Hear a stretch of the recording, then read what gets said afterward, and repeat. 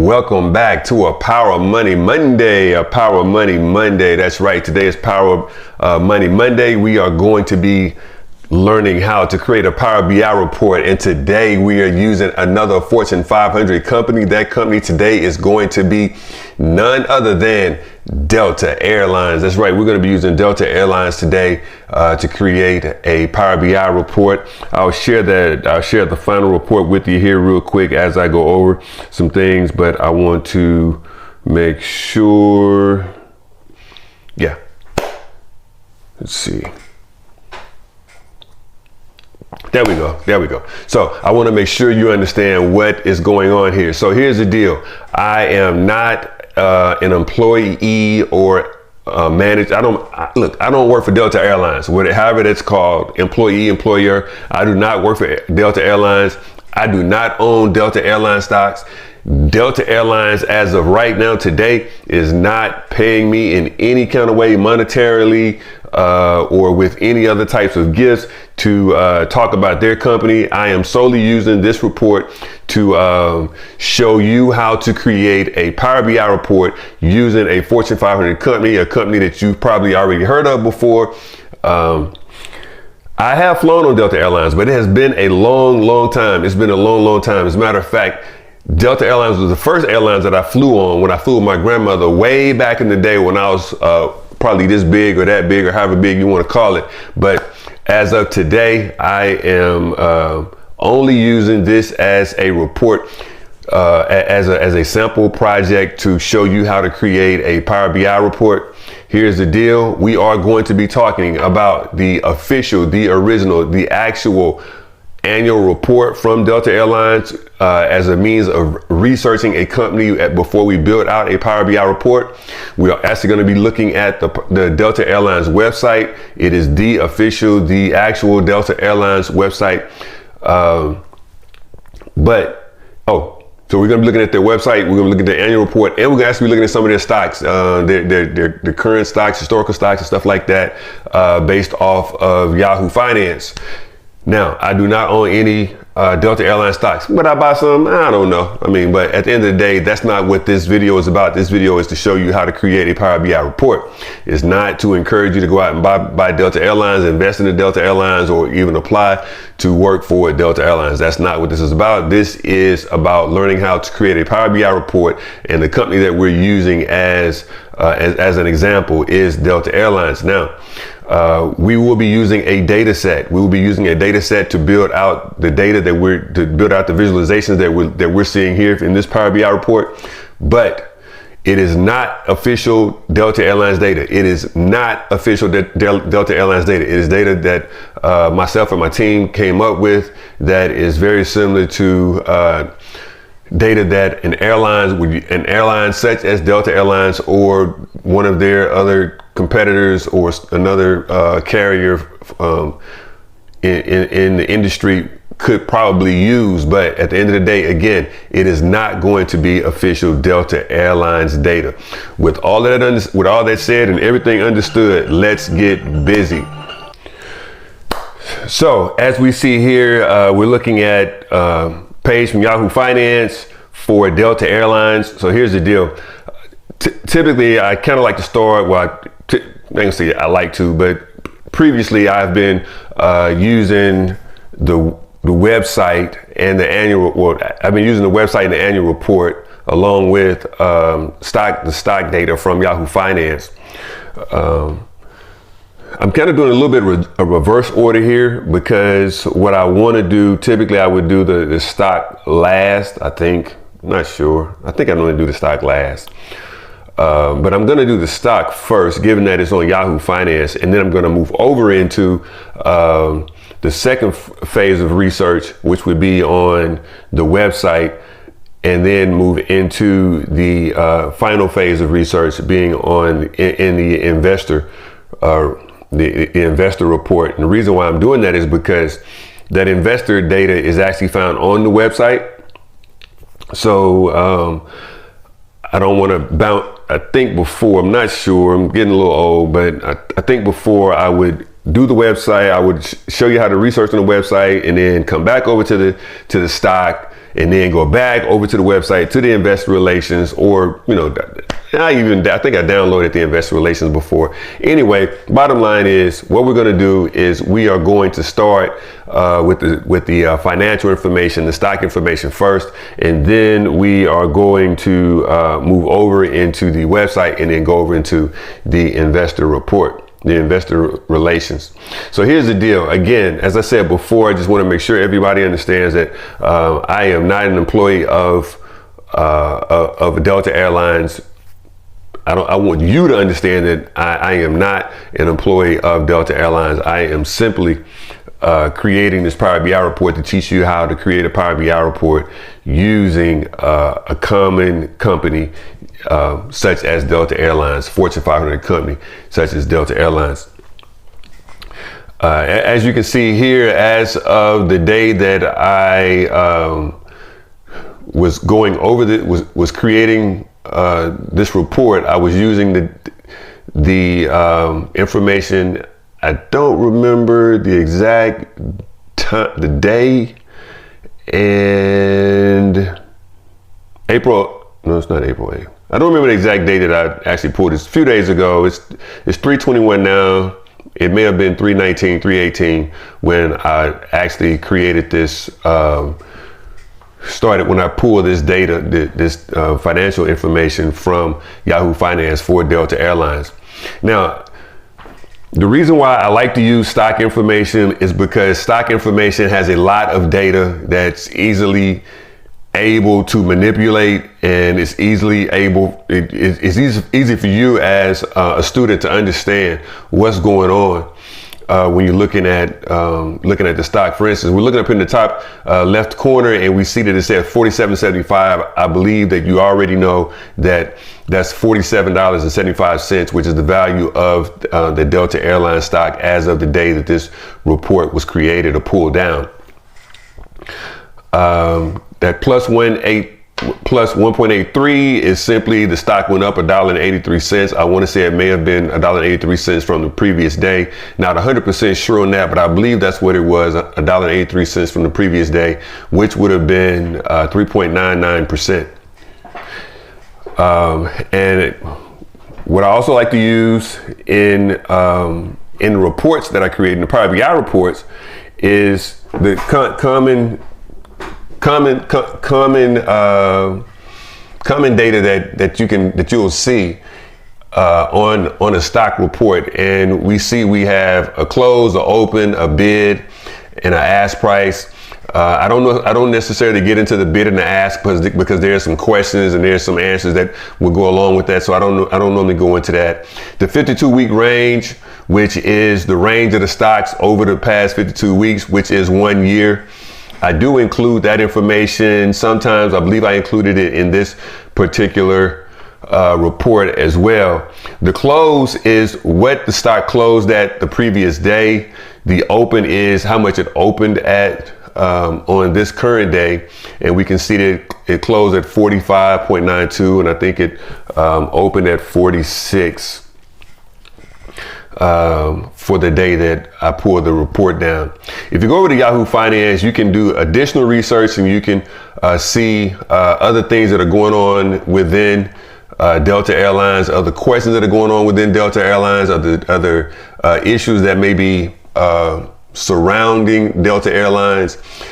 You know, the reason why we do research is because when we speak to a client, when we're talking to a client, or we are working for a company, and well, typically in this particular case, Delta would be a client of ours, and you know, we may not know a whole lot about the company. We know that the company is an airline company. We know that you know, it's a pretty old, I can say old, but it's a pretty mature company. It's a Fortune 500 company, but you know, we don't really know the total ins and outs. And even doing the research, you're still not going to know the total ins and outs, but it give you some idea by going in and doing some research. It'll give you some idea as to, you know, who Delta Airlines is today and what Delta Airlines is doing today.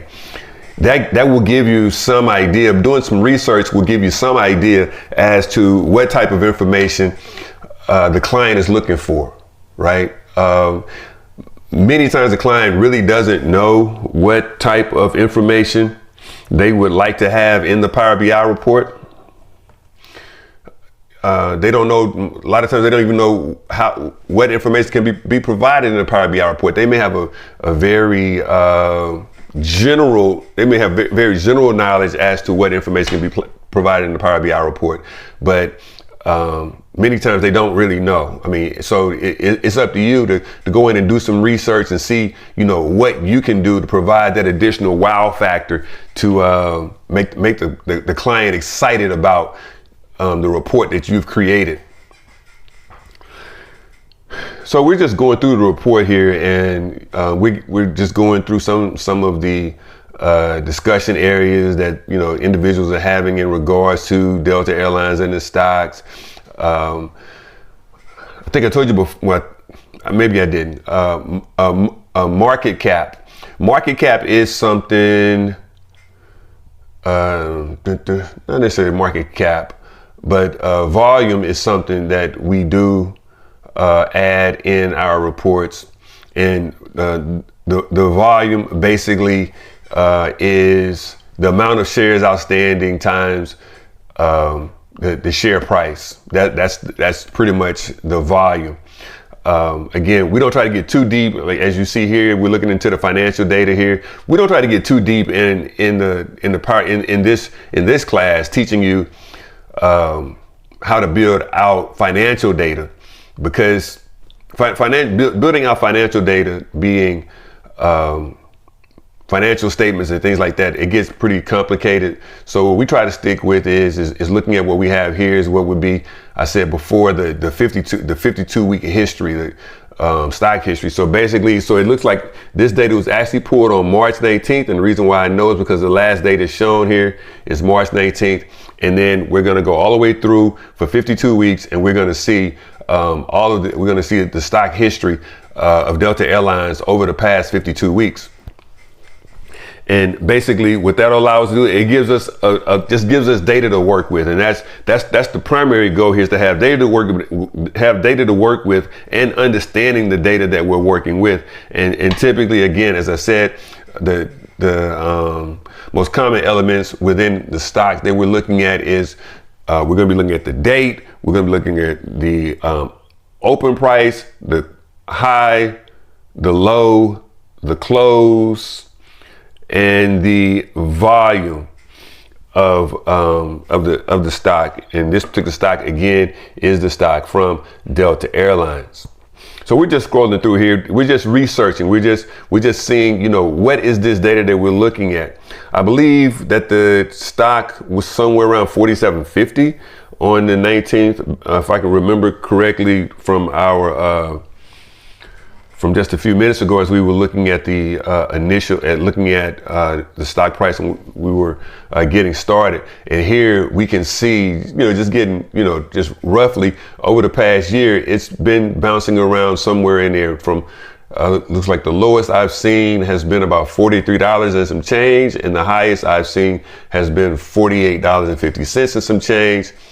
As far as the open, and pretty much open, low, close, open, low, high, and close have all been somewhere about that same. Looks like the volume is bouncing somewhere between 5-7 million. I see we have 10 million, 15 million here and there. I see a 19 million.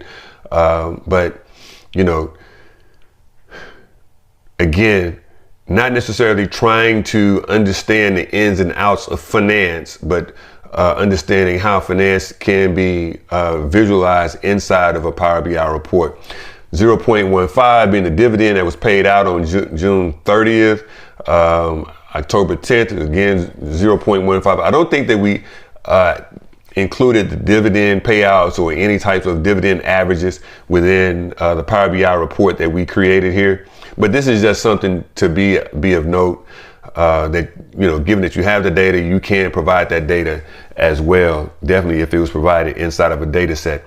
Now, as I said initially, we do have a data set that we are using, which is not the official data set.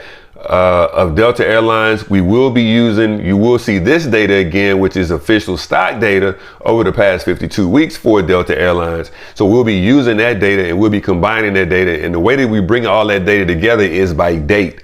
We'll bring all that data together by date, and you'll actually get to see that as well when we are building out the Power BI report.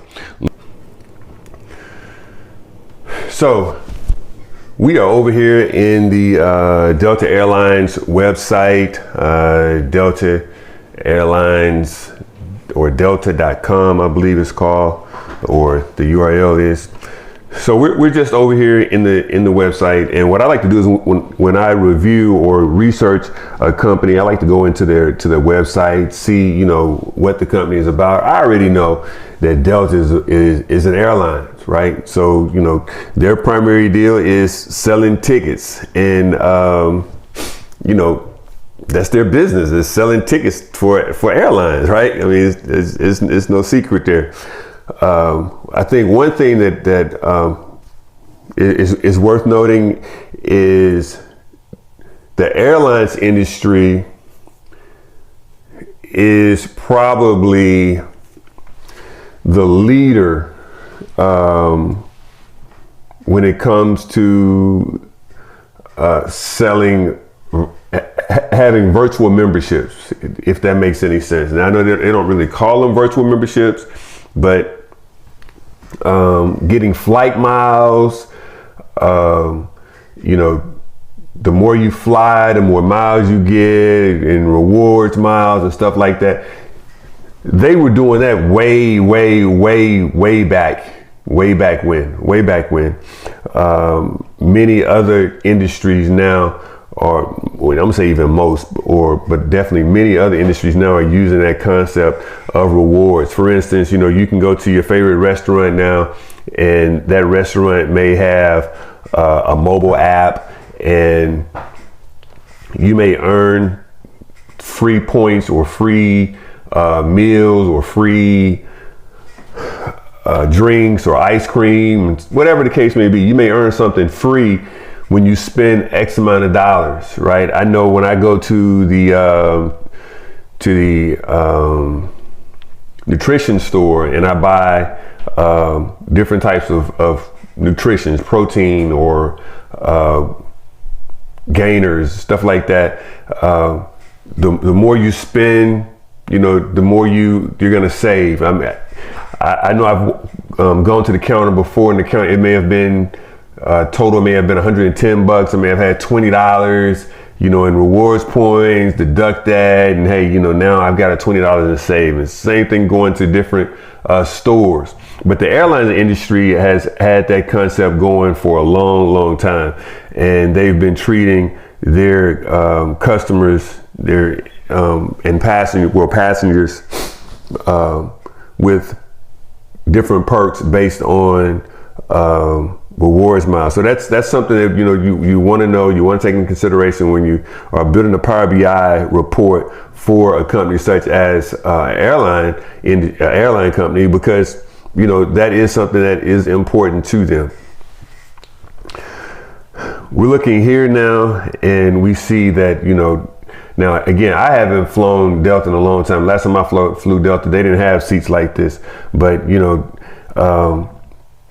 they've got different rewards, different levels of I'm gonna say memberships, but passengers can either purchase or they can earn the right to have these different perks. Now I don't know if these seats are standard seats with Delta today, or if they are all upgrades. It looks pretty standard. But I mean, don't shoot the messenger. I'm just only going off of what I see.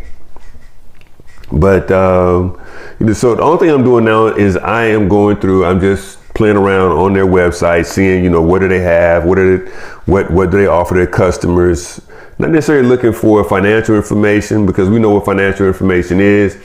I do want to, and I did, as you saw initially, looked at some of the ticket pricing, because, that probably is in the top 9.5, 9.75 out of 10 of the things that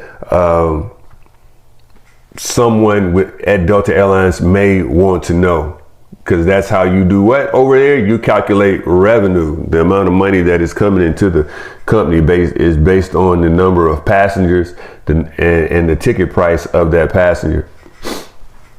But it looks here that, you know, you can probably purchase different types of upgrades. You've got, like they had like a workspace that you could use. It looks like they've got extra leg room. If you want extra leg room, they've got TVs in the back of the seats. Not sure if it's TVs in the back of every seat, but, you know, that's just something that we want to at least be able to ask in our conversation with the person, whether it be the business analyst or within the meeting that we're speaking with, the person that's giving the instructions for, you know, what type of report they're looking for and they're expecting it to get back from us.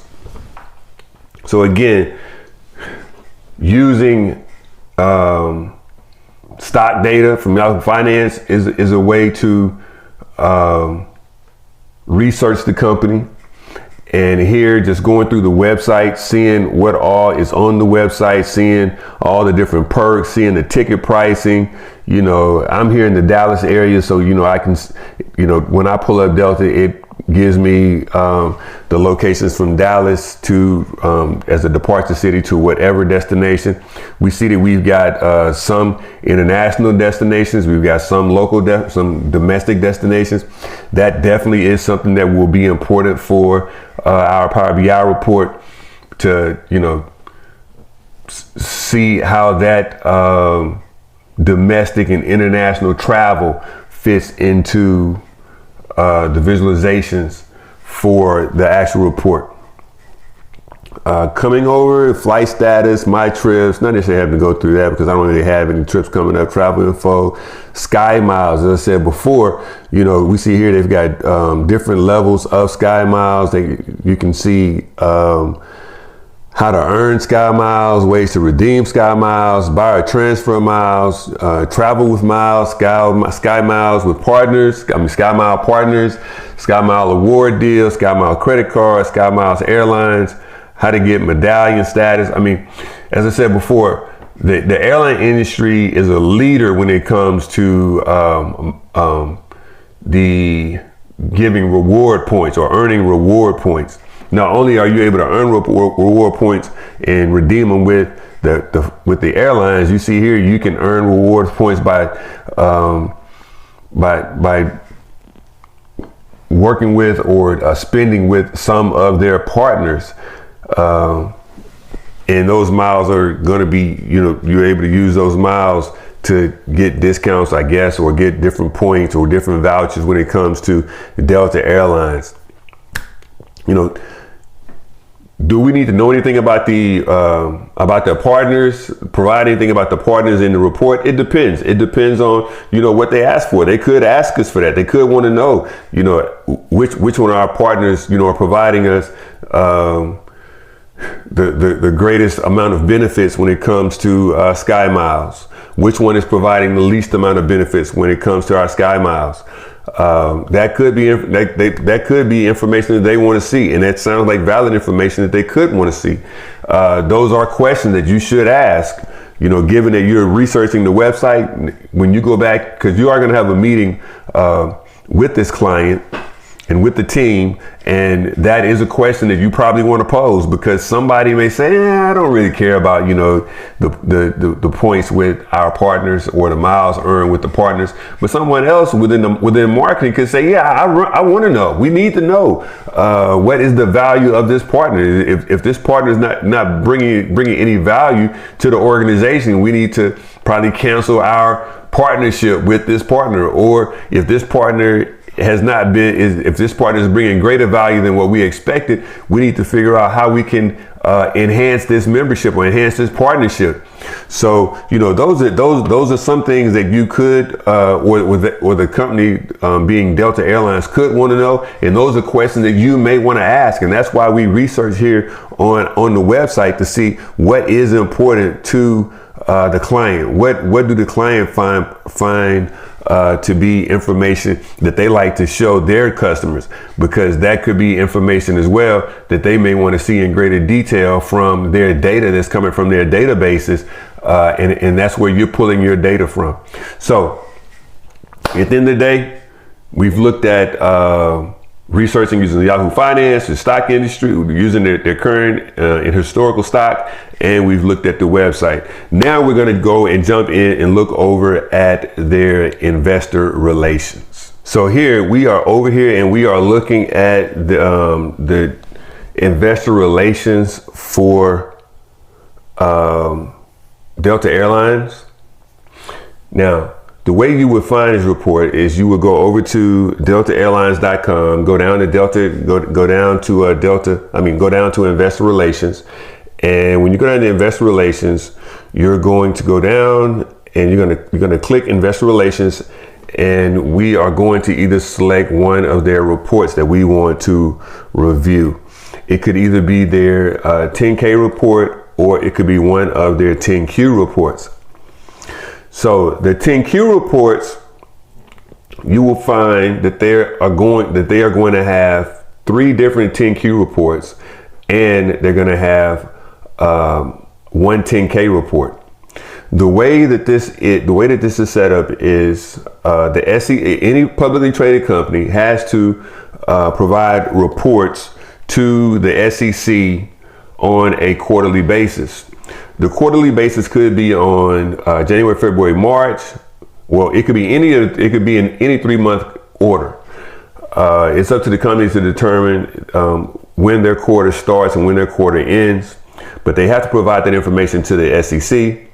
And each year, for the first 3 quarters, they have to provide a report, overall synopsis of what's going on with the company.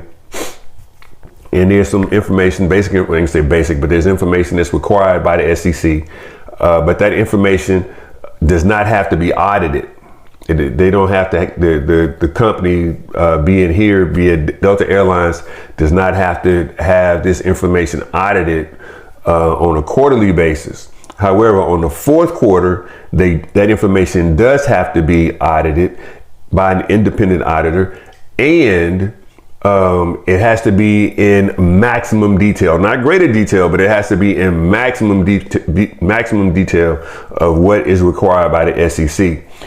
With that 4th quarter report, really is what's considered to be the annual report. And the annual report here is what we're looking at is the annual report, is a annual report for Delta Airlines. I'm not sure if it's the annual report from last year or the previous year, but it's the annual report. It's the 4th quarter report, the annual report, the most detailed report that's required by the SEC, again, which has to be audited and presented to the SEC.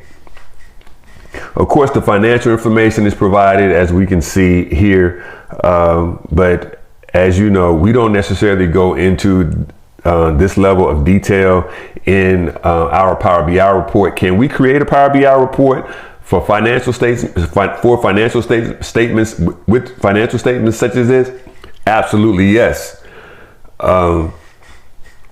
If you are asked to create a Power BI report with financial statements, being income statements, balance sheets, or whatever other financial statements the client may be asking of you, please know this is a complicated matter. You must go into great detail in order to make sure that just happened here. Yeah, sorry. You need to make sure this is when you're creating a financial statement, a financial report for Power BI. It's not what my great grandmother used to call it a play pudding. It's no play pudding. right? Because this is information, as we can see, that has to be provided to the SEC. Right now, what does it do? Why would they even want to have this information, this level of detail, of financial detail in a Power BI report? Here's the deal. Depending on how big the company is, there could be several accountants that work in the accounting department that have to create month-end close every month for the finances. And then there's the quarter-end close. And then there's the year-end close. And this could take, depending, when you're talking about a Fortune 500 company, you're talking about a whole department of accountants, right? What Power BI does, Power BI allows an organization when using Power BI for financial reports. Once it's built out, the level of human interaction for creating the month-end close, quarter-end close, year-end close, it doesn't reduce it down to zero. I'm not going to say you're going to go in and you're going to slash all the accountants that's on duty, but you will be able to reassign some of those accountants to other duties because the report is going directly into the database and it is running on an automated basis. And that's what Power BI is. That's what Power BI does, is providing automation.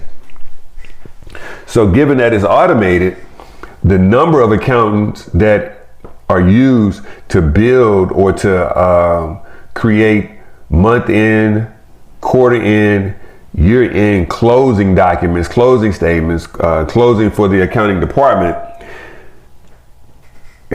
that number of individuals can be significantly reduced. Again, I'm not saying that you want to slash an organization would want to slash the entire accounting department. I'm not saying that. No, I'm not saying that at all. What I'm saying is that this does turn it in. This does automate the accounting, which will allow an organization to reassign other tasks for some of the individuals so that they could get so the organization could get maximum production out of those individuals as they have been getting in the past.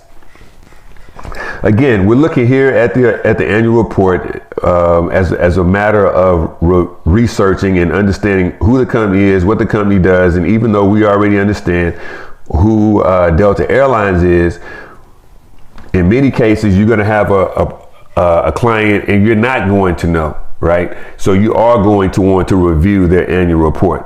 Now you say, well, Tarai, what if they're not a publicly traded company and I don't have access to their information? That could be the case. That could be the case. And you may not receive a copy of their annual information, of their financial information. If that's the case, that's okay. That is totally okay. You may not have access to their data set, to their financial data set in the database, and that's okay. What does that mean? That means you don't have to worry about putting together financial documents, financial statements inside of the Power BI report. You can ask the question when you have your initial meeting with team members and discussing what is needed for or what is expected for Power BI visualizations. You can ask the question, do you expect for financial reporting documents and financial statements to be provided, or financial visualizations to be provided within the report?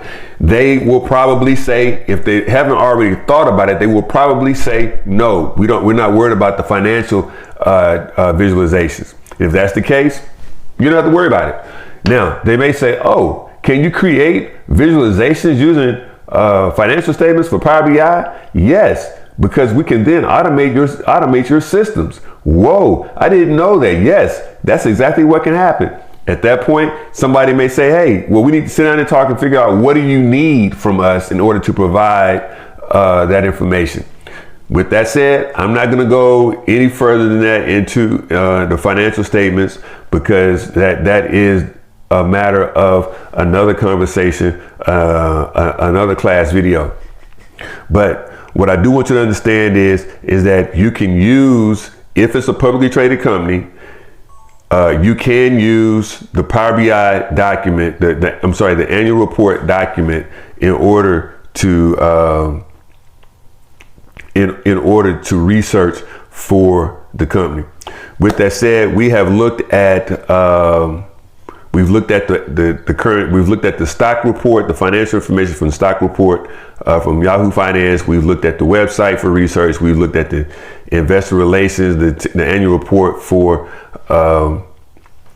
research.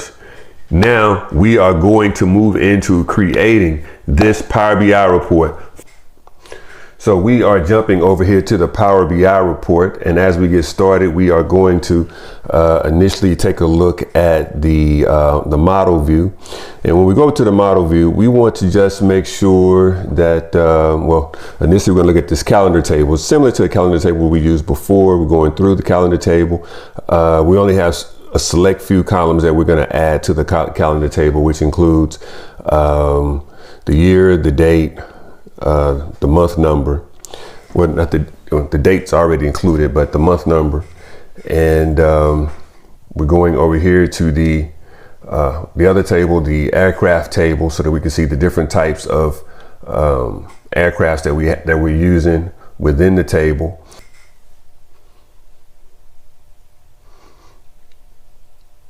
And other information here that we can see on the airport.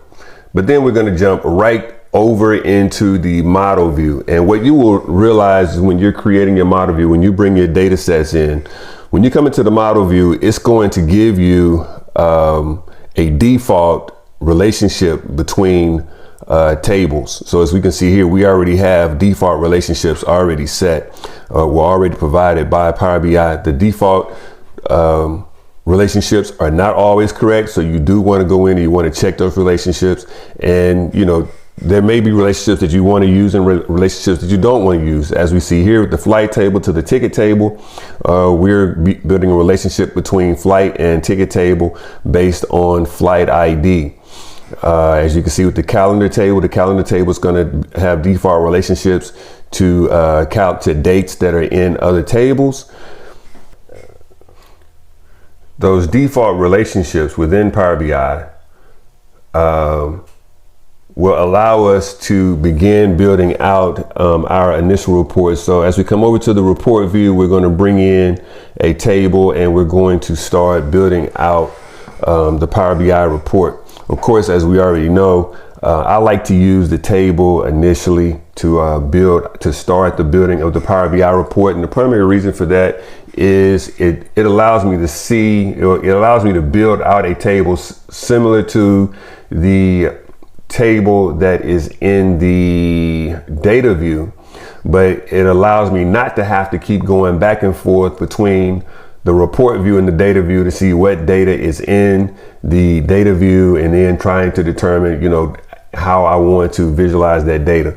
So here I am bringing in data from that aircraft table. I'm bringing in data from the aircraft table just so we can see, hey, what is the aircraft ID? When is this aircraft used? And when I say used, basically I'm talking about the flight number. So when you go to the airport, typically, let's say for instance, you fly Delta Airlines or whatever airlines you normally fly. Typically, that flight has a schedule. So let's just say say you're flying from Dallas to BWI, which I believe is Baltimore, Washington. Not sure. Please don't shoot the messenger or shoot the teacher when it comes to trying to give you information in regards to airport code. I'm not 100% sure, but I believe BWI is Baltimore, Washington. International Airport. So let's say we're going from DFW, which is Dallas Fort Worth, to BWI at 7 o'clock on a Friday morning. And that may be a routine flight that we take. And say a routine flight could be a flight that we take routinely for work. So at 7 o'clock on Friday morning, this flight leaves out. Well, that flight normally has a flight number, and that flight number could be DAL 207. It could be DAL 338 is what we're using here. Well, actually that's BWI to DCA. But whatever that flight number is, typically it's the same flight number. So just want to, give you some idea of what we're referencing when we're referencing a flight number and we're referencing flight ID in this particular report. It could be very similar to any other airline that we use or that we fly, any of the competitors of Delta Airlines, doesn't matter. But just building out a table so that we can get an idea of what the data is. I'm not necessarily trying to build this table as a visualization in this report. And if you're not 100% sure what a visualization is anything that you can see, anything that you can visualize within a Power BI report. That is a visualization. It could be a card, it could be numbers, it could be text. In this particular case, it's a table with data inside of it. But it's not my goal to build this Power BI report based on this visualization of just flight ID, aircraft ID, departure code, and so on that's inside of this table. This is just giving me a reference point to being able to build out other visualizations, seeing what I want to build out or what I want to use as visualizations for this Power BI report. So I'm just going through here now, looking to see what actually is already in here. I see I've got flight ID, aircraft ID, departure code, and departure code basically is the airport code, but it's the departure airport. So we go to flight number, that's going to be the number of the flight. Then there's the arrival airport code. The arrival airport code again is the airport code, but this time it's referencing the code of the airport that the flight is arriving to. I've got departure airport code, and I believe I had departure airport code. I have departure airport code in here twice, so that's kind of not necessarily a mistake, just didn't realize that I had it in there both times, but again, 2 times. But again, we are not building this table as a visualization for the report. We're only building this table as a visualization so that we can use it as a reference point to build out other visuals so that we don't have to go back and forth trying to see, back and forth between the data view and the report view, trying to see, exactly what is in the data of specific tables. So I am now just coming in out and shortening up, giving an abbreviation for the arrival airport, so that the arrival airport code, so that the title doesn't take up so much space. And just as we have with sum of flight duration, and that's in this table as well. Duration is how long the flight lasts in this particular case, or how long the flight takes. How long does it take to get from the departure airport to the arrival airport? In this case, we're talking in minutes. In some cases, a flight may be talking in hours, but in this report, when we talk about duration, we're going to be talking in minutes. So, 639 minutes from Orlando to Phoenix, 137 minutes from BWI to FRA. Not sure exactly what FRA is. If I had to guess, it would be France, but I doubt if it's 137 minutes. But now let me back up. Let me clarify something. Again, this data set is not a true data set. It's not a data set that was provided by Delta Airlines. It's not a data set that was provided by any airline. This is a data set that myself and the team came up with, that we felt would be good to use in a report, such as in a Power BI report, such as this particular Power BI report, when it comes to the transportation industry, more specifically the airline industry. So you don't have to go out and compare duration time between Miami and BWI. Miami is MIA and BWI is BWI. You don't have to go out and you don't have to go Google or Chat GPT the duration between the departure airports and the arrival airports in this particular Power BI report, because this is not how it was built. This data set is the data set that we created. It could be very similar. It could be very close in time, close in duration, and it may be and it could be very far off. Just understand what that really looks like. So Now that I've built out that information, I'm looking at it, I say, hey, this is not the data that I really want to see. This is not the data that I want to compare. So what data do I want to compare? Dates, when we're talking about departing and when we're talking about airports, and we're talking about flying, transportation, dates is something that definitely is important. So we want to compare dates. So I'm coming back over to the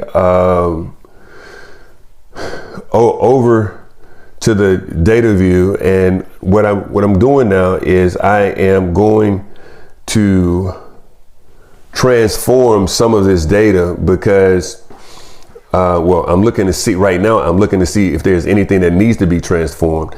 And what I want to see is, do I need to transform the dates? Are there any dates in any of the tables that don't say date, but they need to say date? Or they don't necessarily have they're not associated with a date. So that is definitely probably the most, I didn't say the most important, but one important elements within these tables is to make sure that all the dates actually say date. And as we see here in purchase date, we see the little calendar up there. So we know that the calendar tells us that it's that little calendar icon tells us that particular column is associated with a date. We've got the purchase date, we've got departure date.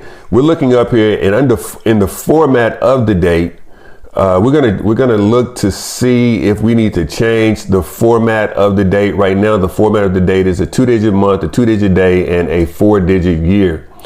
It would be ideal to have all of the dates to reference that have the same format. Now that I brought that date in, and we were looking at the actual quarter, month, day, we just did a drop down and we say, hey, we don't want to look at all that information. We just want to see the date. So we went in and we selected we just dropped down and we said, hey, just show me date. Don't show me the month, the quarter, and the year. We can extract that information later if we would like. So now we see that we've got purchase date, departure date, and the table that we're using is the ticket table. We're saying, hey, the ticket was purchased on this date. It was purchased for a departure flight of this date, which is, we're showing purchase date, departure date, the passenger ID. The passenger ID is who is actually doing the flying. So the passenger ID comes from the passenger table, and it gives us an idea of what tells us who is that particular passenger. Again, I am simply using the table to give me some idea of what information I want to show in this report. So now what I'm using here is I'm coming over and I'm grabbing a card. I grabbed a card for passengers. I know that the passenger ID is in this table. So I say, hey, how many passengers do we have? So now what we're doing is we're bringing in passenger into the card, and we're saying count the number of passengers. Then we're saying, hey, we're going to look at the ticket. We're going to look at the ticket. So now we want to count the number of tickets. Of course, if we have 25 passengers, we should have at least 25 tickets. If we have 50 passengers or 5,000 passengers, we should have at least 5,000 tickets. The reason why I say at least is because sometimes a passenger can fly more than one time. One particular, if we were looking at one particular passenger, that passenger could have he could be flying, or he or she could be flying on different days at different times. I mean, when you're a passenger, you can fly as many times as you can afford to fly. So you will need as many tickets. So the ticket count does not have to always equal the passenger count. The ticket count does not have to always equal the passenger count. And now we want to look at ticket price. The reason why we want to look at ticket price is because now we're looking at, we can say, hey, we had 5,000 passengers and the total revenue for those passengers was $4 million. Now that is something that can be associated with one particular passenger. We want to bring in a purchase date slider or some type of calendar visualization so that we can say if we change different dates, what is the passenger count on different dates? What is the ticket revenue on different dates? And as we see, the slider is interacting with the other visualizations. The calendar visual, or the calendar slider visual, is interacting with the other visuals on the page. So just trying to get some spacing, get some, as I say, some real estate design here on the page, not necessarily having the exact thought process as to how this is going to look. Going to bring in the Delta Airlines logo. Again, when you are creating a report for a client, you definitely want to use the client's logo. You want to use the client's colors that they use within their organization. You would want to ask, if the person you're speaking with, if they can give you the colors that the organization uses, or if they can direct you to the person, they can give you the colors that the organization uses.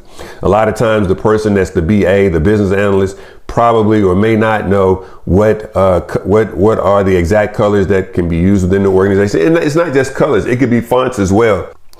Yeah, so the fonts could get a little tricky, so I don't necessarily delve too much into the fonts, but I do try to keep similar color schemes. I don't try to get the exact color scheme when teaching this class, but I do try to get similar color, try to get the colors as close as possible. Not similar, but as close as possible. So we dive back over here into the data view, and we're just analyzing data again. We're looking at the data. We're trying to see, what data do we really want to bring, or what type of visualizations can we really bring into this report, and what data do we have, what really matters.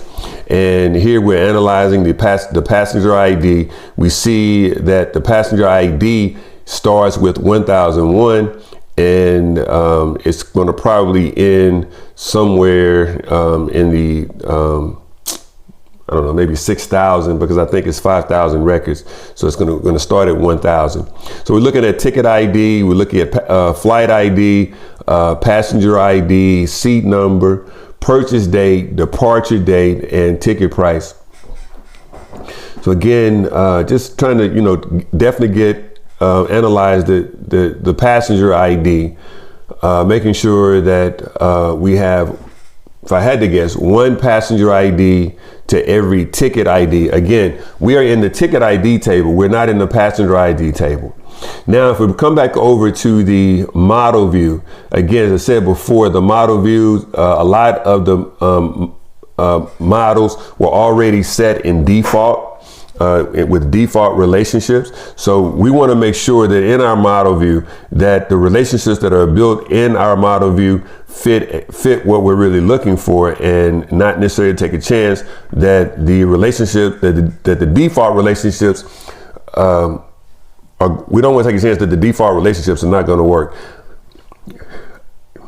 I'm going to say probably 90% of the time the default relationships will work. So if you are struggling with creating models, I will say that you've got about a 90% chance, if you bring in all the correct data, all the correct tables from your database, you got about a 90% chance that the default relationships are going to work.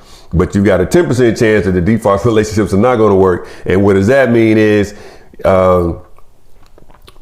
when you start building out your report and you've got interactions going between different visualizations, if the relationships in the model view are not set up correctly, you're going to get bad information returning in your Power BI report, which could result in a lot of things being the extreme consequence, and the not so extreme consequence of just being embarrassed of trying to figure out, hey, why does this report not reflect the correct information, especially if you got all the correct data inside the report. And again, it's not just the data that you're bringing in from the database that has to be correct. The relationships here in this model is probably the most important part of building a Power BI report, because if this model does not work, if this model is not set up correctly, your report is not going to work correctly. It could be pretty. It could have great visualizations. It could have great characteristics of graphic design, but if the model view does not work, your report is garbage, right? So we want to kind of avoid that. So what I'm doing here is I'm just trying to make sure, just trying to give, not necessarily some design, but I'm just trying to make sure that each one of the tables here are about the same size, about the same width. I don't know of any magic way of giving the tables here in the model view a formatting option to where I can say, hey, I want all the tables to be a certain length or width or whatever. So with that said, I spend a lot more time than probably some when it comes to building out my model view, because I like my model view to be kind of pretty, if that makes any sense to you. I like for it to look good, right? And at the end of the day, especially when you have a lot of tables in your model, you got a lot of tables and you get, halfway, 3/4 way through your project, and you got to come back and analyze relationships and stuff like that, it really could become a strain trying to understand where different things are. So if you build your model out, and I like to build my model out in the star schema, to start it at the center of the star, I've got the flight table, because everything is pretty much based around flights here. And that would be whatever the center of your star is going to pretty much be whatever your report is centered around theoretically.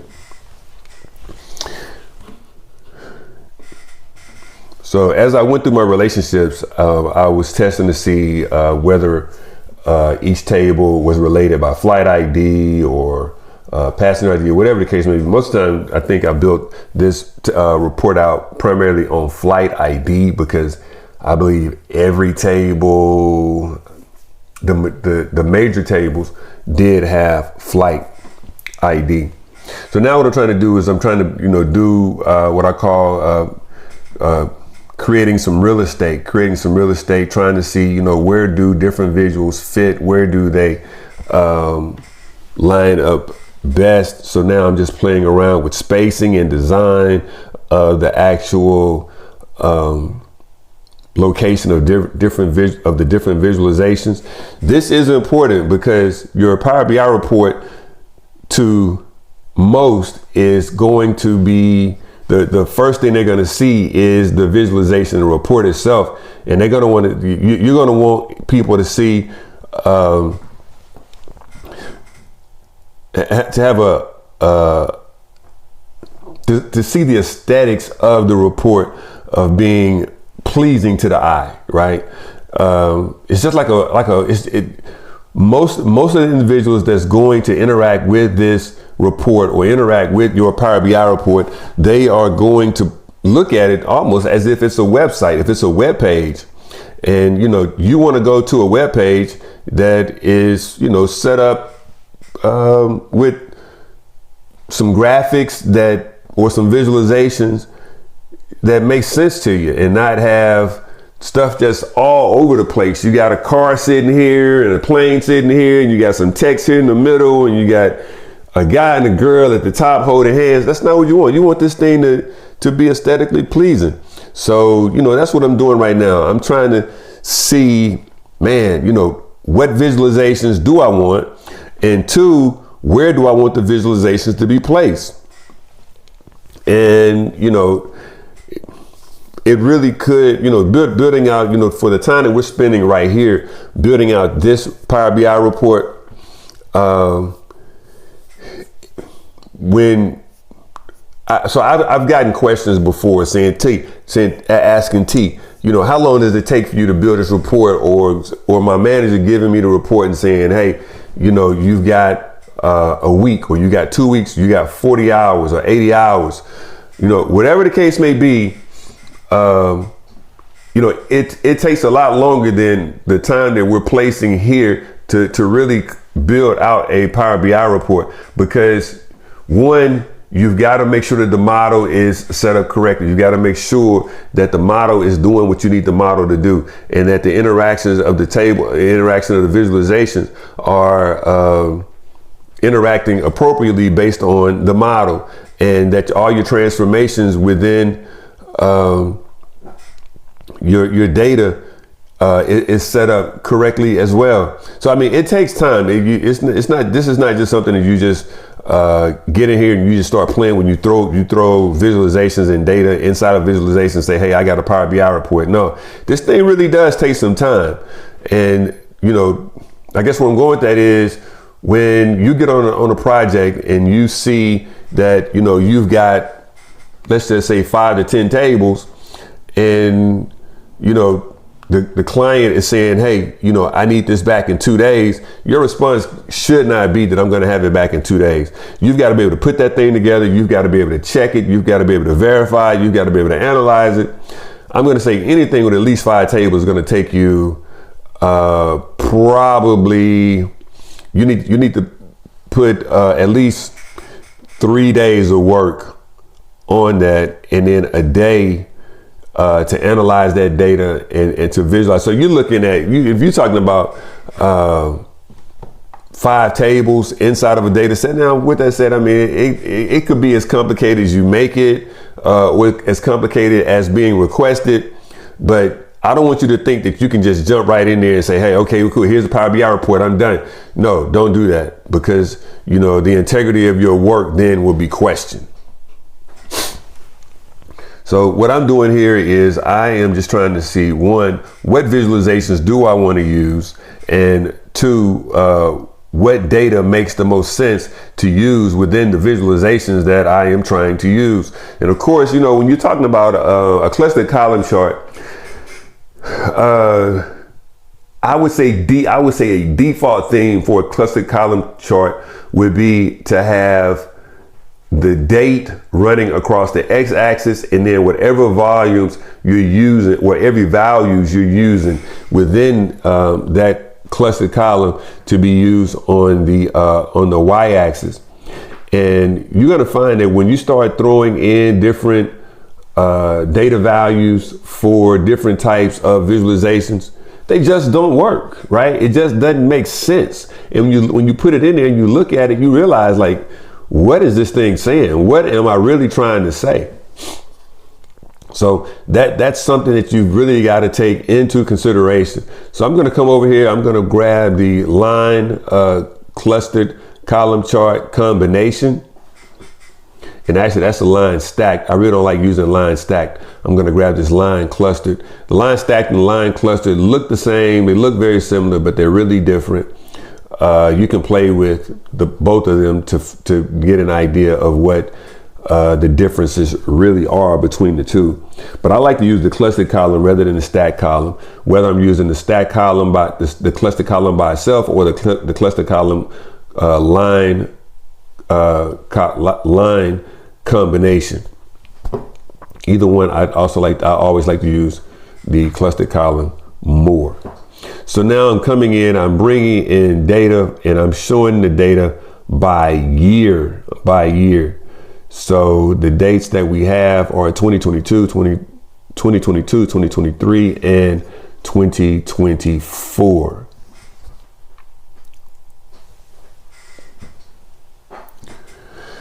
Now I'm going to bring, I use the count of passenger ID on the y-axis, and I use the count of flight ID, or the count of passengers on the y-axis, and the count of flights on the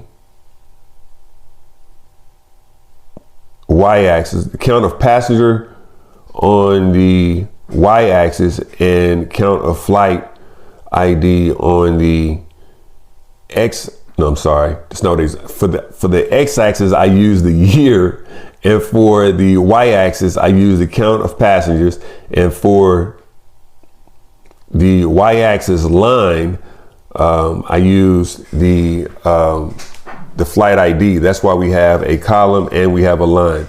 Let me say it again. For the x-axis, I used year. For the y-axis column, I used count of passenger. And for the y-axis line, I used flight. So now we're able to compare passenger, the count of passengers to the count of flights based on the year, based on the calendar year.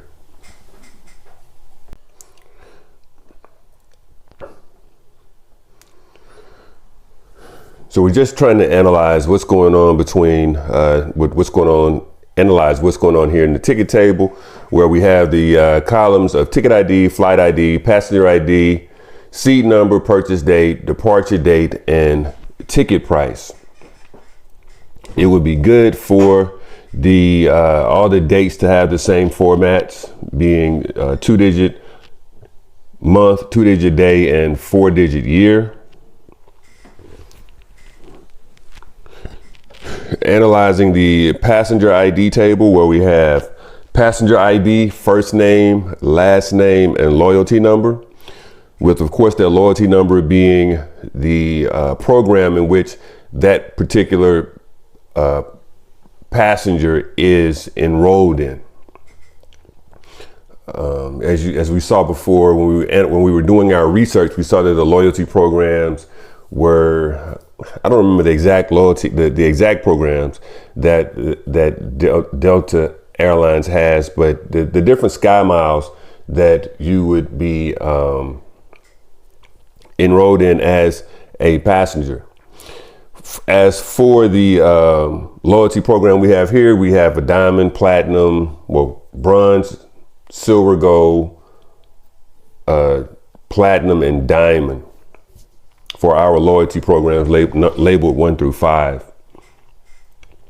Coming back over to the model view again, sizing the model view, sizing the different tables within the model view so that they all are approximately the same size. What we didn't do initially was bring in the stock table and build out the relationship. So we now have the stock table that we have brought in, and now we are able to analyze the stock data as well. And of course, we know that on this particular view, the stock data is real view based on the date and time that this report was created. Is not a running real-time report unless we refresh this report. If we refresh this report and we add the dates in, add the current dates in, this report can be a running live report, a running real-time live report based on stock data that we have here in this report. The stock data again is real data. It is real data based on Delta Airlines stock prices. The other data that we have, the different data sets, are not real data. They're simulated data that we've created, myself and my team, we've created to build out this particular report. We created to build out this particular report in reflection of Delta Airlines or any other airlines that we would like to use to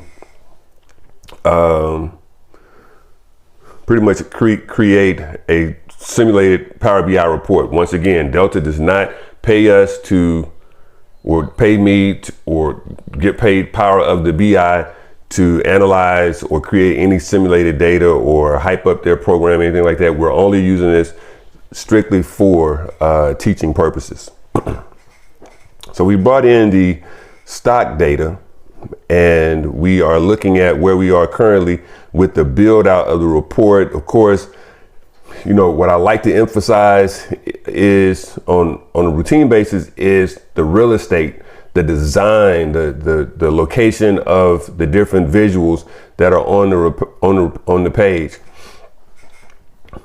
The most important aspect of the Power BI report is having good data.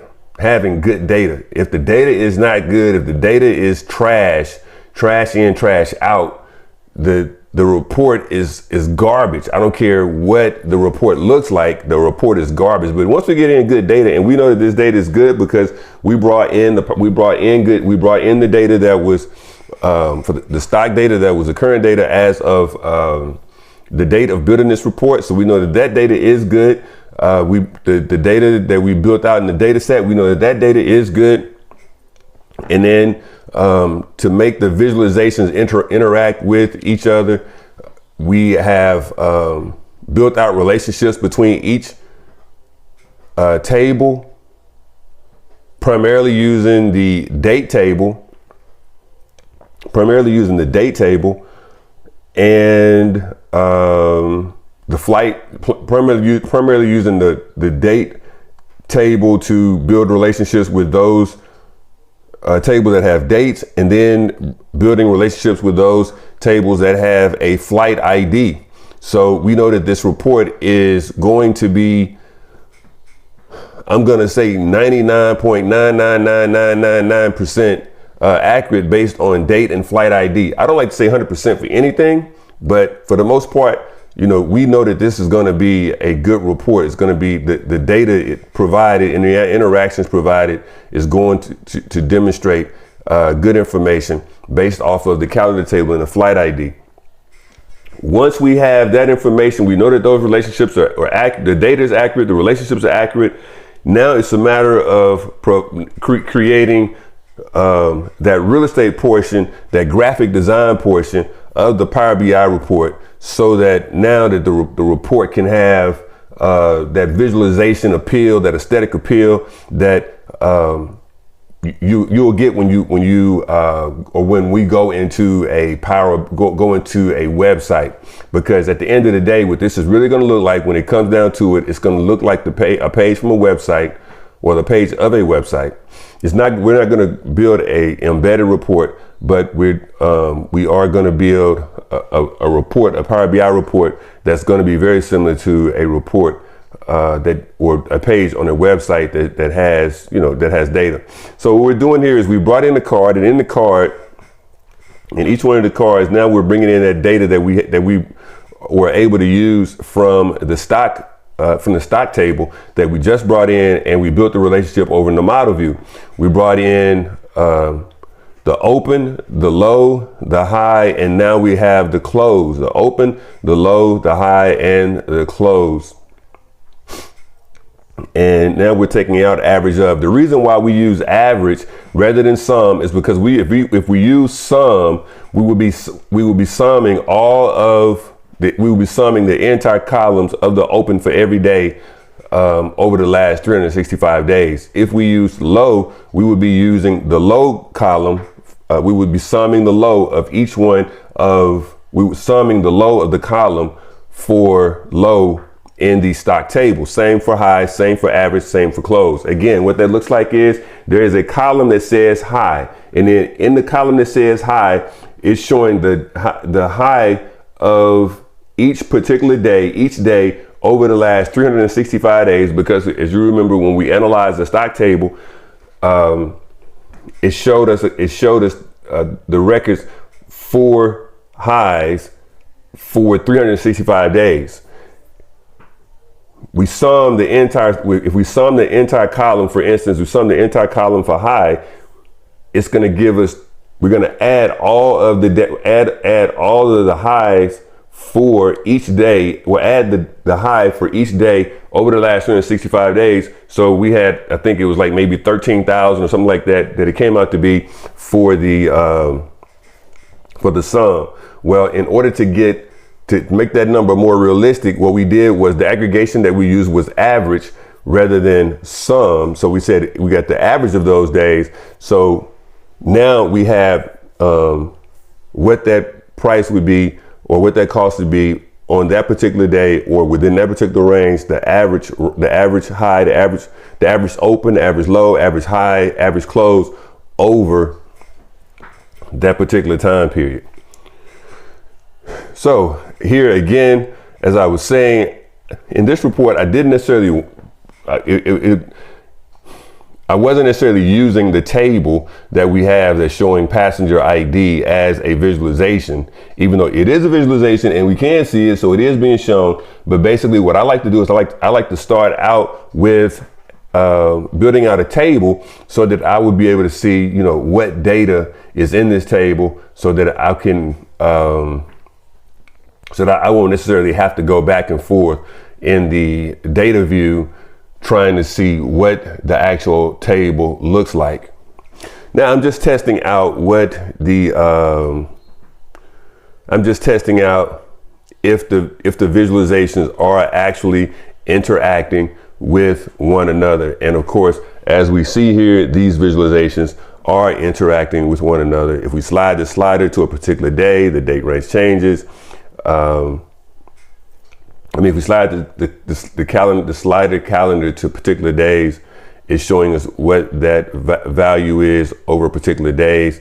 If there is no value, it's showing blank. There is a way that we can take the blank out and make the blank a 0. There's a way to do that. But right now we're just trying to make sure that the visualizations are actually interacting with one another on this report. So coming back over, we're just looking and analyzing the programs, and we have the loyalty program ID. What we're going to do now is we're going to create a new table. And creating the new table, we just call the table _measures. Basically what we're creating this table for is we want to create measures. And basically measures are simply calculations that we would use to customize the report, to build out more customized visualizations, right? So we're going to create a table called measures. And in this table, we're just going to add we're going to create measures, create calculations, and we're going to put those measures in that table. And this is basically more so for an organizational standpoint. We could create these measures anywhere. The thing about measures, when you create a measure in Power BI, you can use the measure anywhere inside the report. When you create a calculated column in Power BI, you can only use that calculated column in whatever table that calculated column was created in. So we are creating a table and we're calling it open, and we're saying open equals sum of Delta stock data open plus 0. And so the reason why we are creating this measure is because when we have open, when we have the stock value of open, we want that value. We want to show that value. And when we show that value, for instance, let's say that our stock data started on March 19, 2025. Well, it was the day that we ran, it was March 19, 2025. Well, if we look at the historical data of that stock, it's going to give us March 19, 2025, and it's going to show us every day the open price every day from March 19, 2025 going backwards to March 19, 2024.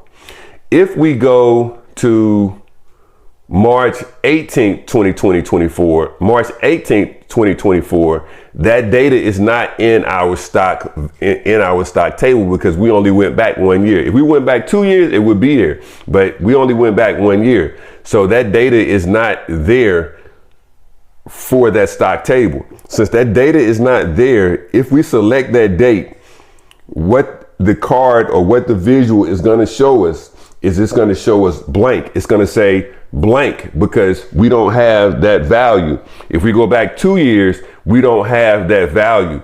The date that we actually pulled the records for was March 19, 2024. 2025.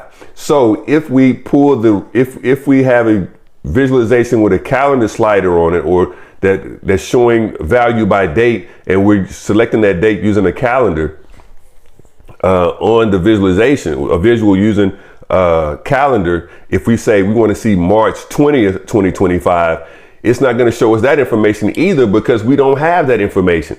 Since it does not have the information, it's just going to say blank. That visualization is going to say blank. So what we don't want to see on the report, we don't want the report to show blank. So in order for it not to show blank, we're creating a measure, and that measure is going to be more customized to this particular report, so that that value is not showing blank. Now, what we're doing here is we're coming back over to the model view, and we're creating a folder for our table. So we selected one of the measures, and the measure we selected, it doesn't matter which one. We can select either one of the stock measures that we created, and we're calling that folder. We're calling the folder display folder. Now, since we've created a display folder, since we called it a stock data folder, now we can copy each one of the measures into, or we can drag and drop each one of the measures into this folder called stock data. So all the data that we create based on the stock table, we can drag those measures into the folder called stock data. So now it gives us a cleaner look, a cleaner feel when we go into the data view and we go to select and we go to utilize our measures, because we don't just have to use this measure, and we don't have to just use this measure on this page. And a Power BI report can be more than one page. So what we could do is we could have 10 pages, and anywhere in the report we can use this measure. We don't have to create this folder. We don't have to create this folder in order to use the measure. This measure can be created in any of the tables, but given that it is a measure and we know we may want to use it in other locations and other tables, we just, for organizational purposes, we created the folder to place the measures in.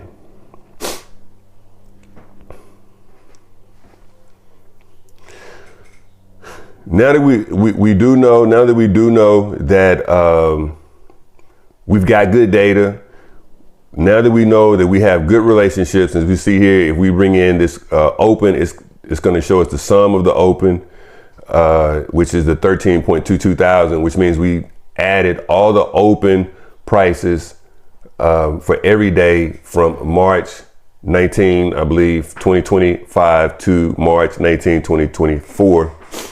And what we're trying to do is we're trying to verify that the measure that we use does work.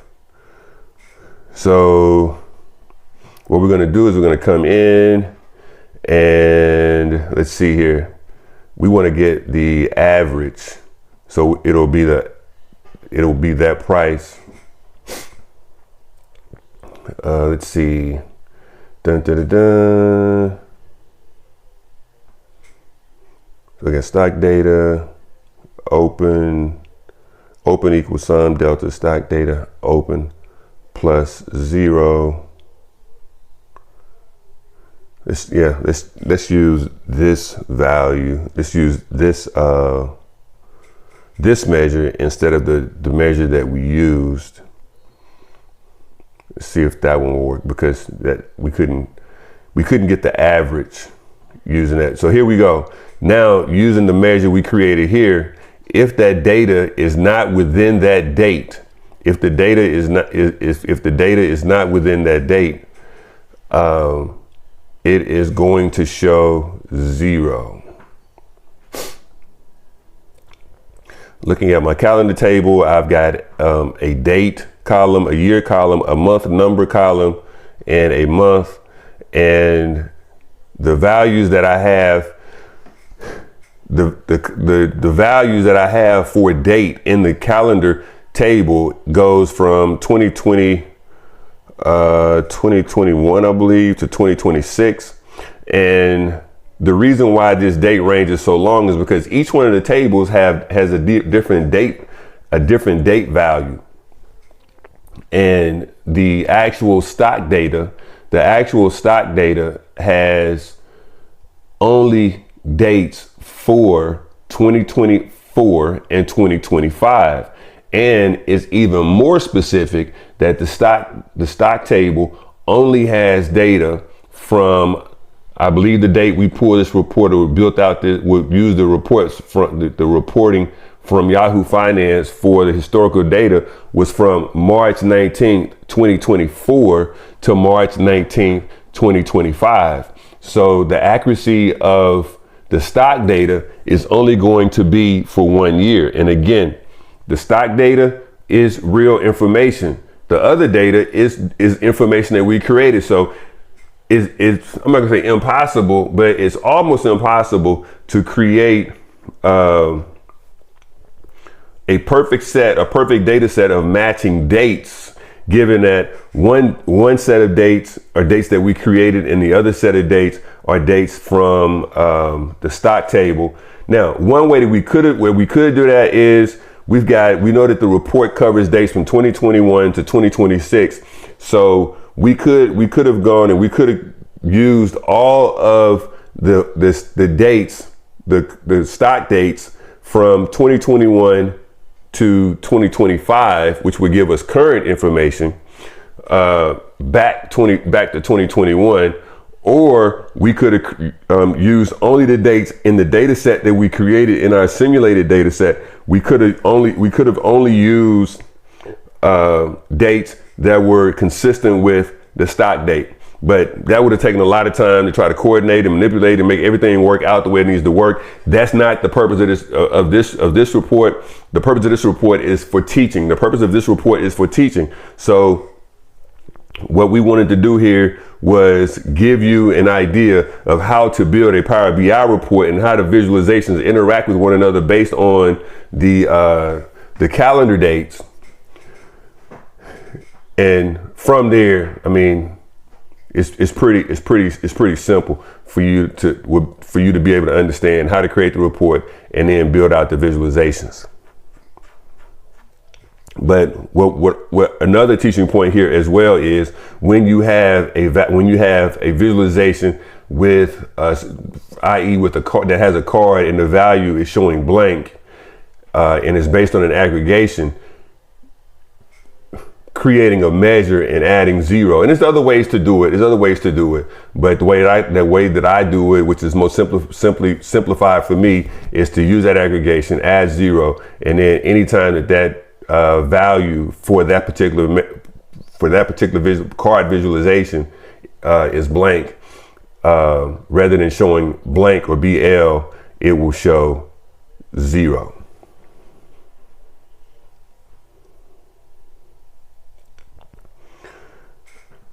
So now what I'm doing is all of the original open, highs, lows, and closes that we used initially, I am taking that out, and I'm going to use the measure that we created for open, high, low, and close, so that rather than the card showing blank, the card will show 0.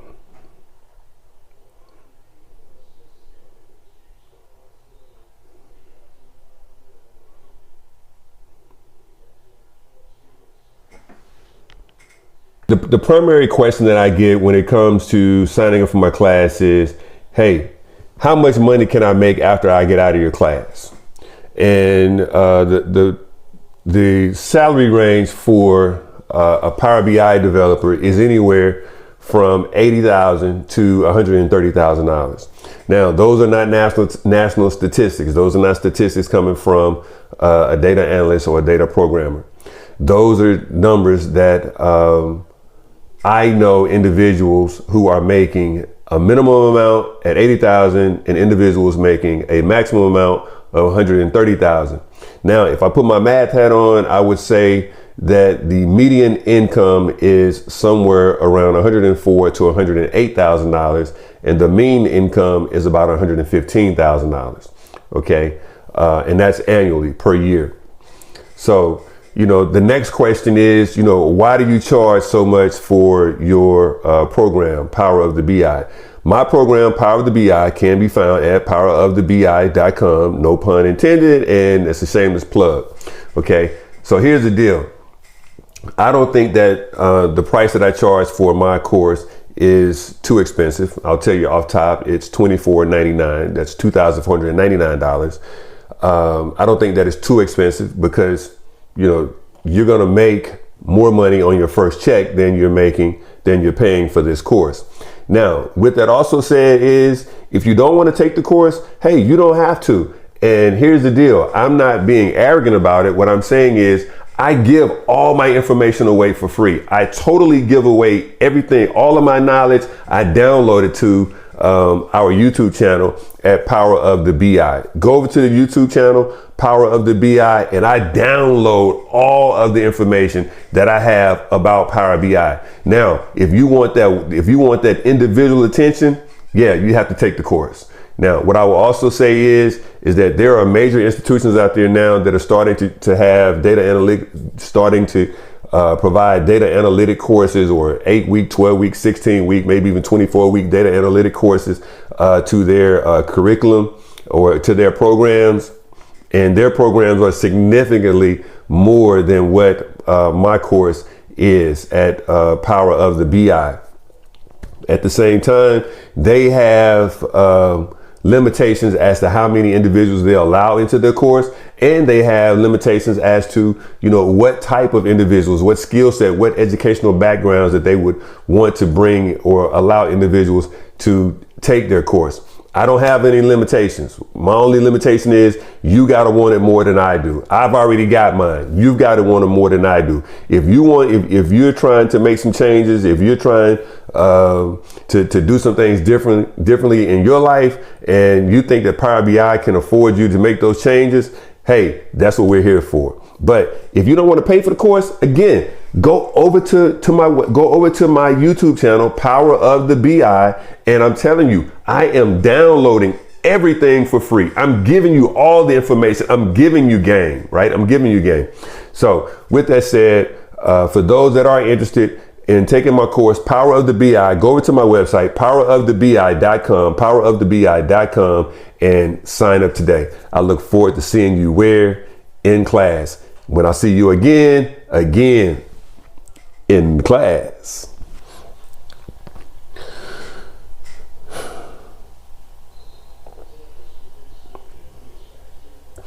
So here we are coming to not necessarily close, but getting very close to finishing.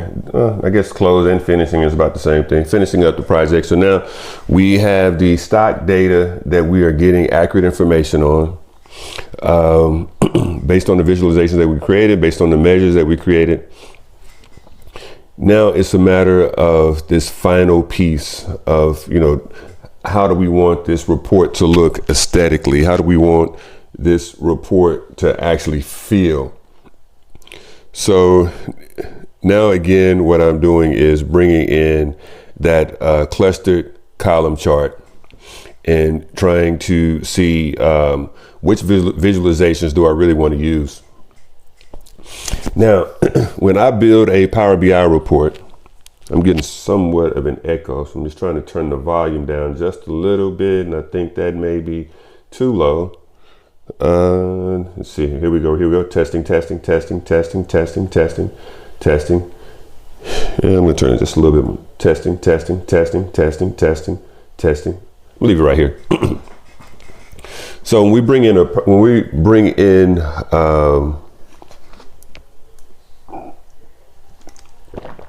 excuse me.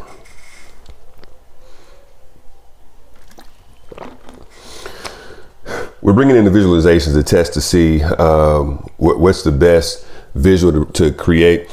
I was about to say, when I create a Power BI report, I kind of use a rule of thumb. I don't like to use, or I try to stay around 10 visuals on a report.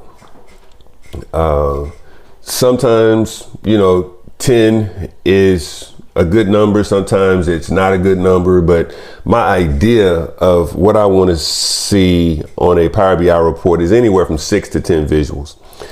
Now, those visuals include everything that you can see. Anything that you can see is a visual, right? Because seeing is visual.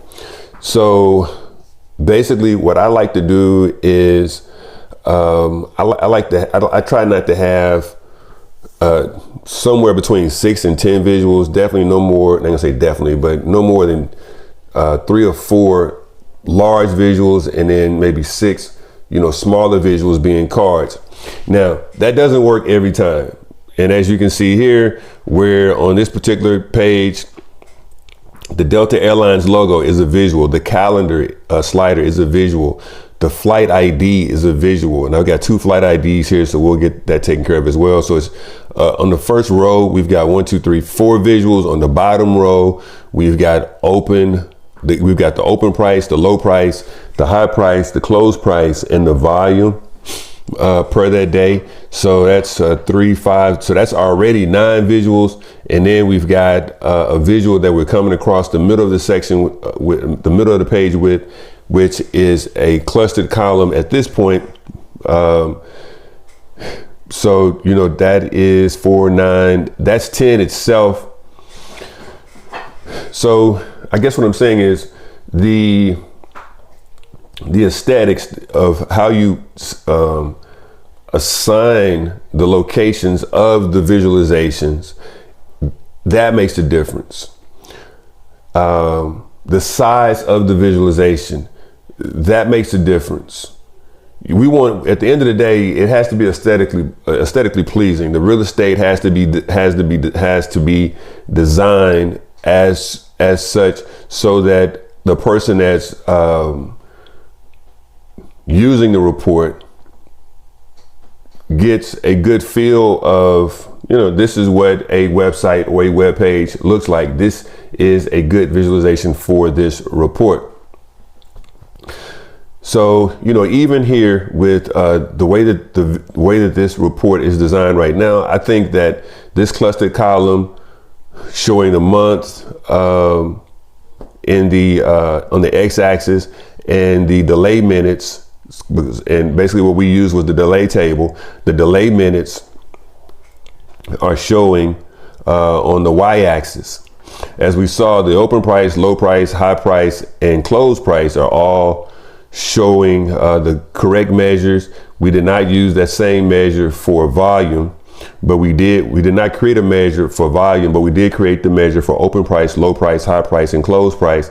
And if we select the date that's not within the date range of what was selected on the calendar slider, it's showing a 0, but for the volume, it's still showing blank because we didn't create a measure for the volume. But here, this is a relatively simple report at this point. It's just a white background, and oftentimes, what I come to find is more often than not, the client prefers to have that simple background. That simple white background. More often than not, they don't necessarily want to have that background with different colors and stuff like that. What we're doing here is we didn't bring in the month order table. We didn't bring in a month order table. So we brought in a month order table, and what we're going to do is we are going to build a relationship between month name, month number to our calendar table. Now, the reason why we create a month order table or the reason why we use the month order table is because we want to order the months the way that they are on the calendar, and not just by alphabetical order. Many times we may create a table or create a visualization. That visualization may have dates on it, but the date may go from show the dates in alphabetical order as opposed to showing the dates in the order that they are shown by calendar year, being January being 1, May being 5, August being 8, December being 12. So we've created a table. We call it month order. We've got a column, month number and month name, and we've associated the month number with the month name. Then we are going to order this. We're gonna order the way that the months appear by the month number on our visualization. So here we see that we've got a visualization showing March, December, September, January, July. Nothing is in order here.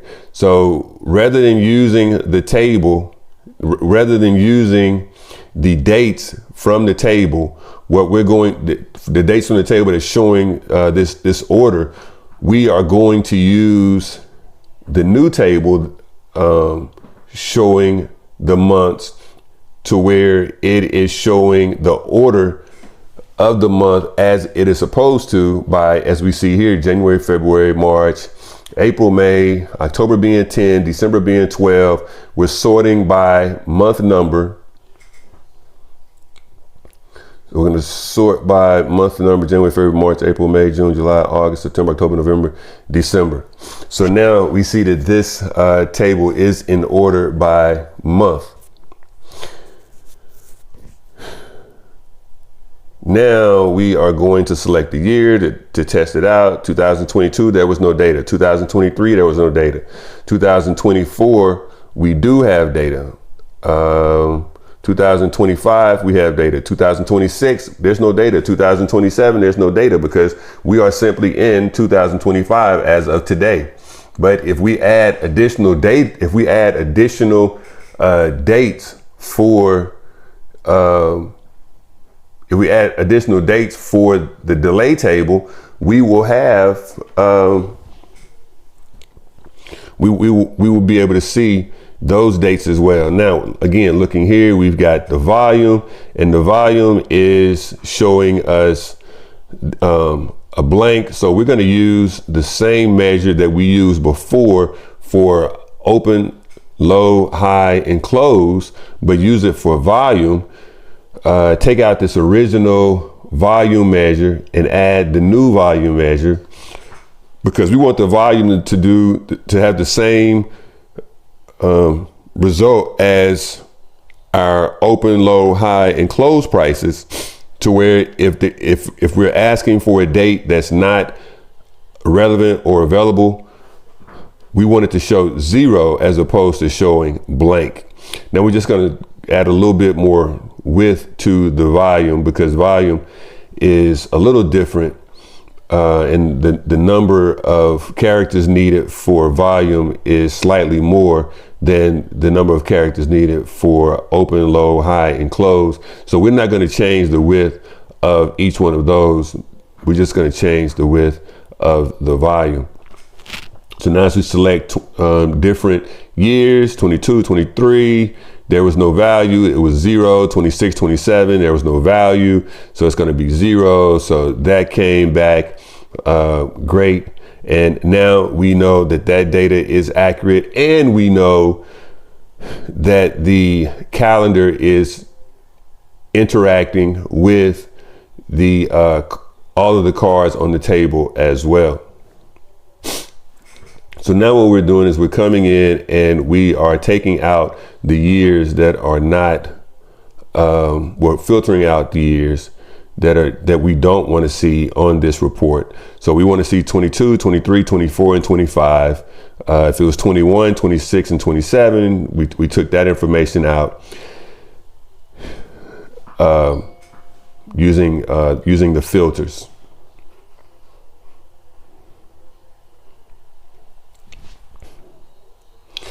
So now again, it's about spacing. It's about real estate. It's that Power BI real estate that we are interested in now. We want to create that visual appeal, but at the same time, we want to show enough data. So just showing that one clustered column in delay minutes. So basically that first clustered column, we're using the month name, and by month, we are looking at the number of delay minutes that the plane was delayed by minutes each month.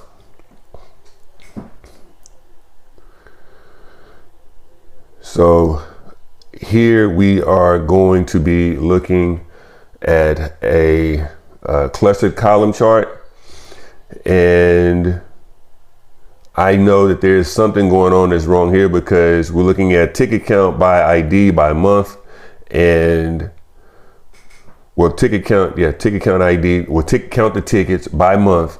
And I knew that there was something going on that was wrong. And what was different here was we were using a stack bar rather than a clustered bar. And on a bar chart, I like to use, this is not something that you have to do. This is something that I like to do. On a bar chart, I like to place the dates. I like to place dates in the on the y-axis, and then whatever I'm counting or aggregating, I like to place that on the x-axis. And totally opposite of the clustered bar is the clustered column. And on the clustered column, as you can see under delay for the delay minutes and the month name, on the clustered column, I like to use the dates on the x-axis and use whatever I'm aggregating. And on the clustered column chart, I'm using delay minutes. So I'm aggregating delay minutes. So I like to use whatever is being aggregated. I like to use that on the y-axis. The clustered column is directly opposite of the clustered bar. So if you select clustered column and then you accidentally select clustered bar in the visualizations while you are highlighting clustered column in the report, it's going to automatically change it from a clustered column to a clustered bar, and vice versa. If you selected clustered bar in the report and you accidentally select clustered column, I think what I said in the visualization, it's going to automatically change that report to be a clustered column, from a clustered column to a clustered bar, or a clustered bar to a clustered column. Just come back over to the data view, trying to visualize, just trying to see what other data we could use to that we may want to capture and visualize in this particular report. And I believe using a line chart would be data that we could use in this report. Now, a line chart is very similar to the data in a line chart is very similar to the data in a clustered column. And I want to say that if you create a line chart, and that line chart, if you highlight the line chart in the report, but you accidentally click the clustered column in the visualizations, it will change the visual from a clustered line to a clustered, from a line to a clustered column. And if you have a clustered column chart that's highlighted in the report, but you accidentally select line in the visualizations, it's going to change that clustered column to a clustered line, because not a clustered line, because the line is not clustered, to a line chart. The reason for that is a line chart and a column chart pretty much shows can give you the same data if you're using gives you the same data with a different visualization. It gives you the same visual. It helps you to analyze the data differently, or see it differently, for either using a line or using a clustered column. I just said a whole lot. You can play with it, and you'll see, once you play with it, because I know with me, I have to play with something before I really get a full effect of what it really does. But what I did here was I created a line chart using count of flight ID. So I counted the number of flights, and I used the flight ID and the month. And as you just saw, I highlighted the line chart, then I went back over, and then I highlighted the clustered column chart, and it automatically switched to the clustered column. But what I don't want to do is, in this particular case, I used a combination chart, the clustered column chart, the clustered column line chart. So basically, March, April, May. What I don't want to do is I don't want to show the same. I don't want to analyze the same data. Well, I don't want to analyze two types of data, two types of analyzations. I don't know if that's really a word or not. Is that an analyzation? Is that a word? That may be a word. Analyzation, that sounds like a word, but I'm not sure. But I don't want to analyze data to where I'm showing too many column charts on the same report, definitely on the same page, and too many line charts on the same page.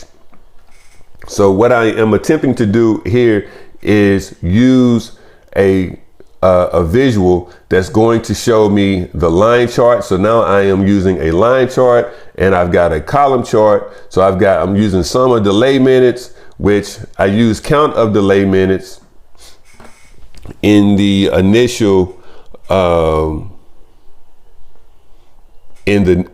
visual using the clustered column, but I could probably use, given that I have a line chart, clustered column chart combination, the goal, what I'm trying to get to is I am trying to create a visual showing a clustered column and a line on the same visual. And what that does is it saves space. So the real estate that we use on the report, we can maximize the real estate for individual visuals, because we're able to show, we will be able to show multiple visualizations on the same visual, as opposed to having a page full of clustered columns, bars, and lines. But what I'm trying to do right here, before you even get to having the combo chart, is seeing what does the real estate look like. And of course, I don't like having a clustered column chart under another clustered column chart. I don't even like having a clustered column chart on the side of another clustered column chart. But right now, I've taken the bar chart and placed the bar chart below the clustered column. Does that feel good? Does that look good? I'm still toying with what we're going to do there. What are we going to do with this extra clustered column chart, even though they're not providing the same information? For instance, the cluster column at the bottom is showing a visualization of sum of delay minutes, and the visualization at the top is showing count of flights. So we're analyzing different values, but at the same time, again, that graphic appeal, or that graphic design effect, I don't feel real good about it, but we'll get that figured out. Coming back over to the model view, we want to make sure that our tables have the correct relationships. As we see here, we're getting a many-to-many relationship.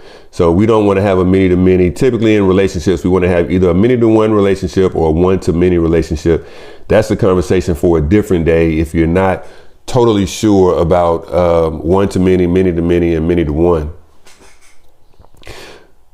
So what I did here is I just came over, I created a duplicate page, I created a new page, and I am, rather than doing all of my creation of the visualizations on that page, I came over and I created a new page. And the reason why I created a new page is because I just want to see what is it going to take in order to create this combo chart, and that combo chart being a combo chart, and that combo chart being a clustered column line chart, to where I will be able to have a clustered column and line on the same visual.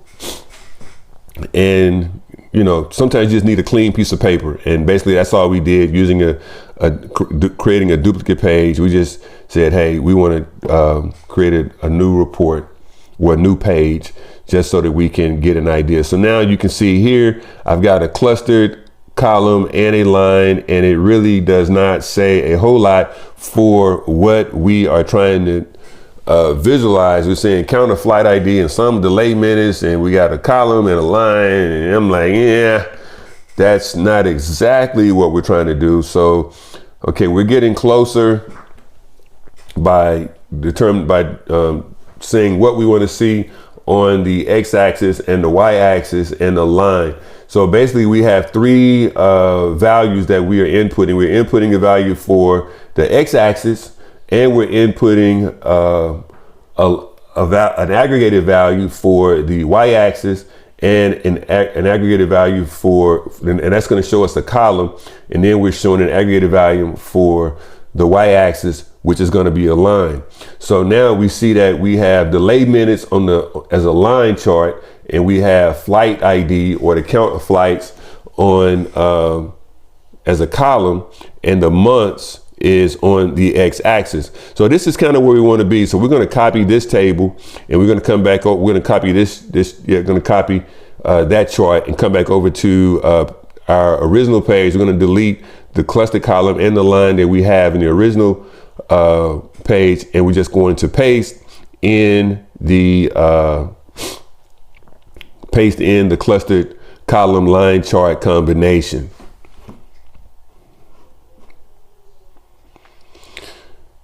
Now, playing with the years, we can see how the months, how the years are affecting or interacting with the visualizations. We're not at 100% real estate, where we want to be on real estate, but we're getting a pretty good feel for what this chart would look like if we selected different years.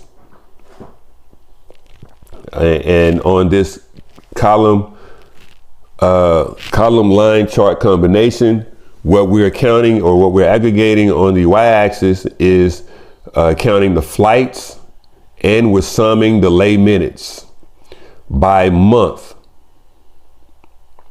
We're counting the flights, and we're summing the delay minutes by month. So we actually have, we're analyzing two different values here, rather than having two different charts. We're using one chart to show multiple multiple visualizations, but a combination of visualizations of how they interact with one another.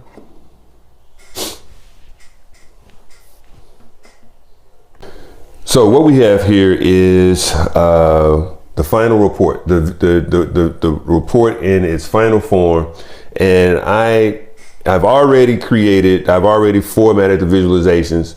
But what I'm going to do is I formatted the visualizations separately.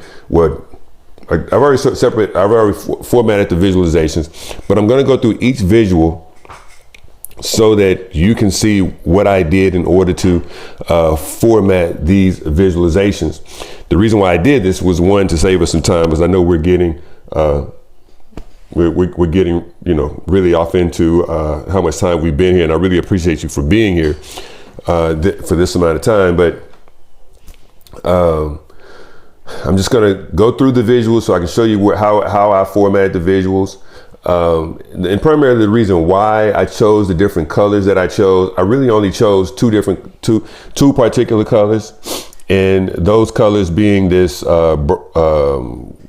burgundy type reddish, to kind of match the logo color here. I'm not exactly sure what the Delta Airlines colors are, but again, these are questions that you would ask in your initial conversations, or somewhere in the conversations before you finalize your report or attempt to finalize your report. And I kind of use this bluish, is that a navy bluish type color to match the logo. Again, you can find out the actual colors, but I just use these two colors to give us some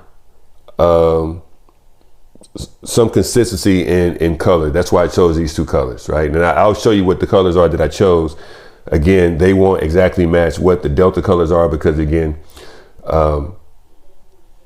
this is not an official report from Delta Airlines. Again, I didn't get paid to create this report for Delta Airlines. I'm just using this as a teaching tool so that you will have some idea or create some familiarity with the report to go along with a particular company. Rather than starting at the top, I'm going to start at the bottom. I'm going to start on the bottom row on the cards because all of the cards are going to have the same effect. So I'm going to highlight the card so you can see what how it was formatted. It's not necessarily going to it's going to save us some time because we don't have to necessarily go through each one of the cards because each one of the cards are going to be formatted exactly the same way. So what I am going to do is I'm going to come over to the format pane and I am going to select general effects. I'm going to come down to visual border and I am going to take off the border and take out the shadow. So basically we see now, and I'm going to take off, let's see, general effects, visual border, no.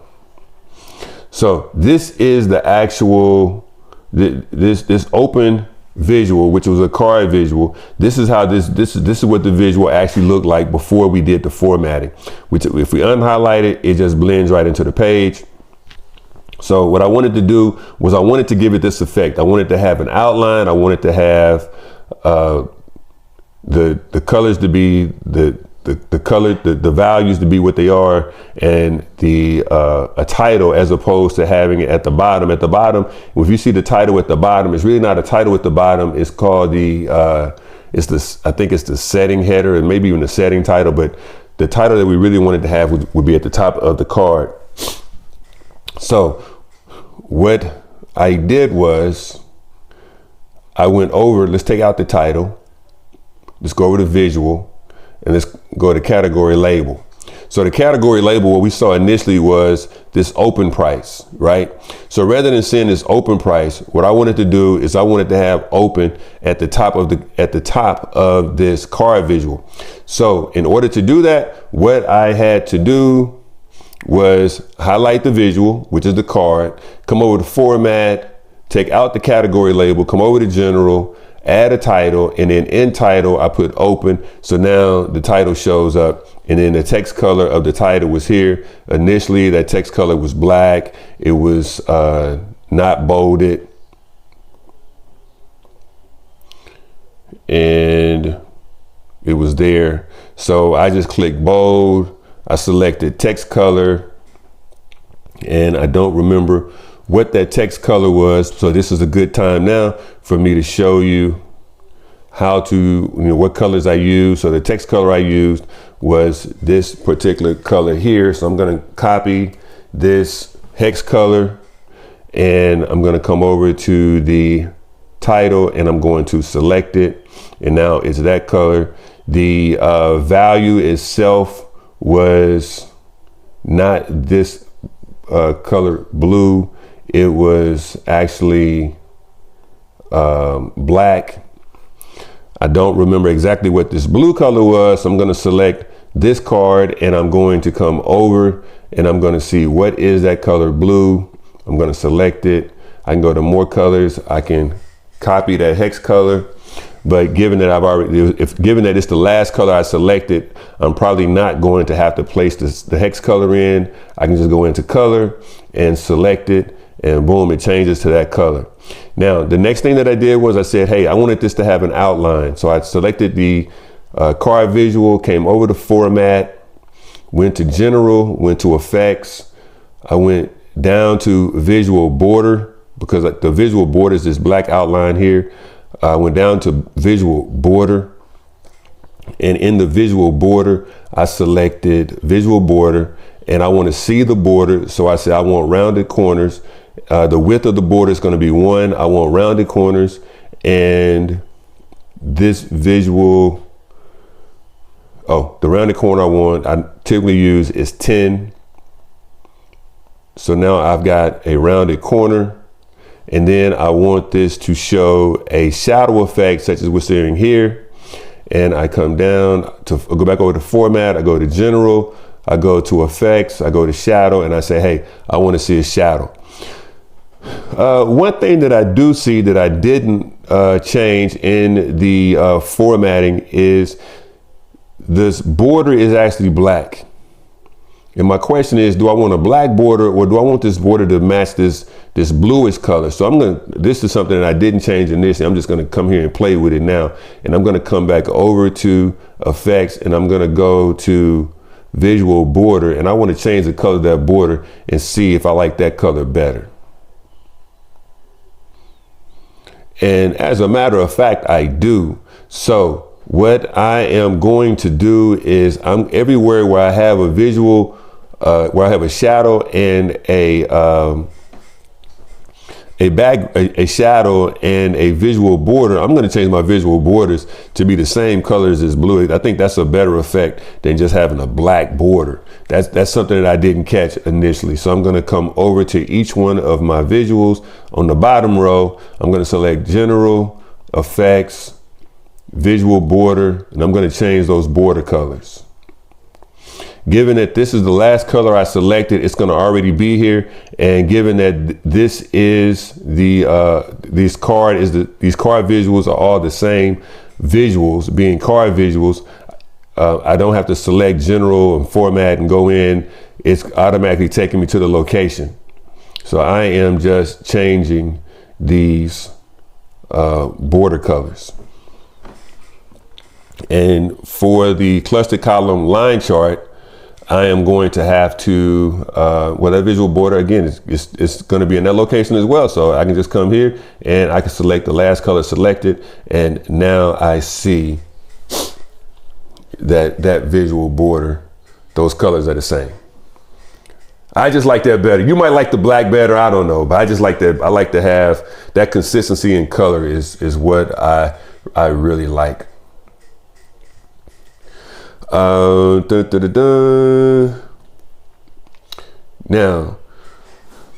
the way that we formatted the card here is how we will format each one of these cards. If we come, the next format change that we made was in the column line chart, So I am going to highlight the column line chart, and I want to show you how I created how I formatted this particular visual. So I'm going to come back over to format. I'm going to select column. I'm going to select, let's see, format. We should have effects here. Let's go to general, effects. Let's see, visual border, effects, visual border. We're going to take out the rounded corners, take out the width. Like that width is minimum 1. And we're going to, that visual border color, we know it was black. We know it was black, but we've already figured out how to change the color of the visual border. So I'm gonna leave the border the color that it is. And I'm gonna take the shadow out. So now we know how we changed the color of this border and how we added the color to this border. Because we did it down here as we were showing the card, but creating the shadow effect. Well, let's do this. Let's take the color out altogether. Let's do it all together. Let's see, effects, visual border. So now this is how this visual looked initially. We added a visual border to it. So basically I want to highlight it, and I'm going to go to format. Let's see, format general, effects, and then I'm going to go to visual border. And now it's showing me the border, and I want this border to have rounded corners, just as we did in the card visual. We're going to say, hey, give us 10-point rounded corners, the 10 pixel rounded corners. And we see now we are going to have the rounded corners. I'm going to come back. I'm going to highlight it. I'm going to format. I'm going to go to general, over to effects. I'm going to go to shadow on. And now I see I've got a shadow that is a background shadow. This shadow could be any color that you want. You know, we just changed the color of the shadow. I kind of like that's kind of cool. So we got like a reddish shadow here. And you know, what if I made this a bluish shadow rather than the reddish shadow, the black shadow? So let's come back down to the card, and I'm gonna go to General, Effects, Shadow is already on. Say I select the blue shadow for the cards, and I've got the red shadow for the column line chart. Gives a slightly different effect. It wasn't in the original version of the final report, but you know, that's cool because at least we're getting to see what we can actually do when it comes to creating Power BI visuals. If we go to General and Title, initially this title says Flight ID and delay minutes by month. Given that I know that this is already in months, I'm going to change this title to Flight ID and delay minutes. I'm going to call it flight, and because I know ID is referring to a flight, so I'm just going to say this is flight delay minutes.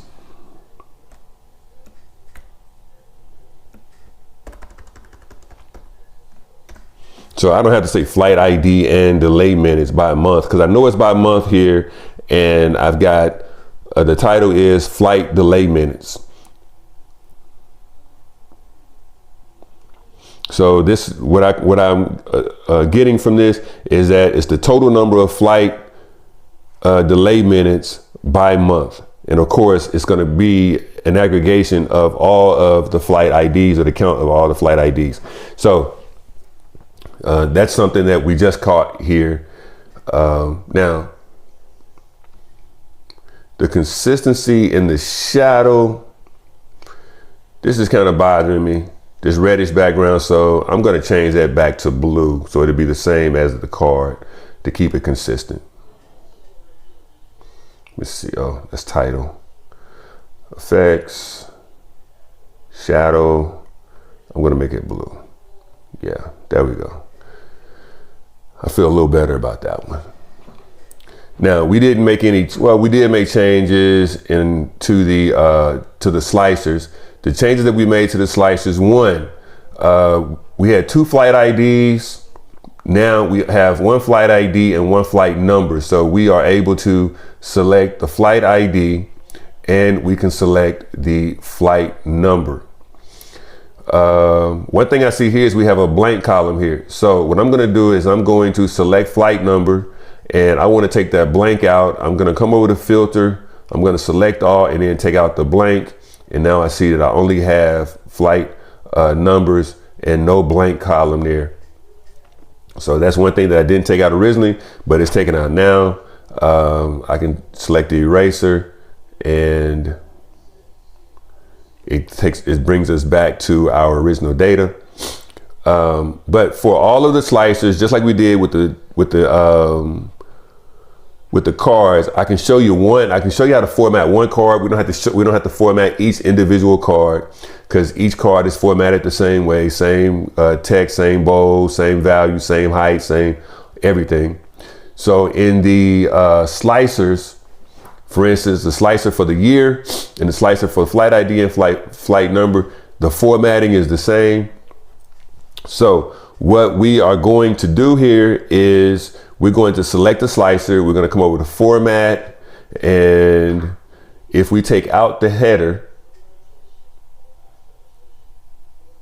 actually we used the header. We didn't use the title for the slicer. We kept the header in, and we changed the color from the black that it was black.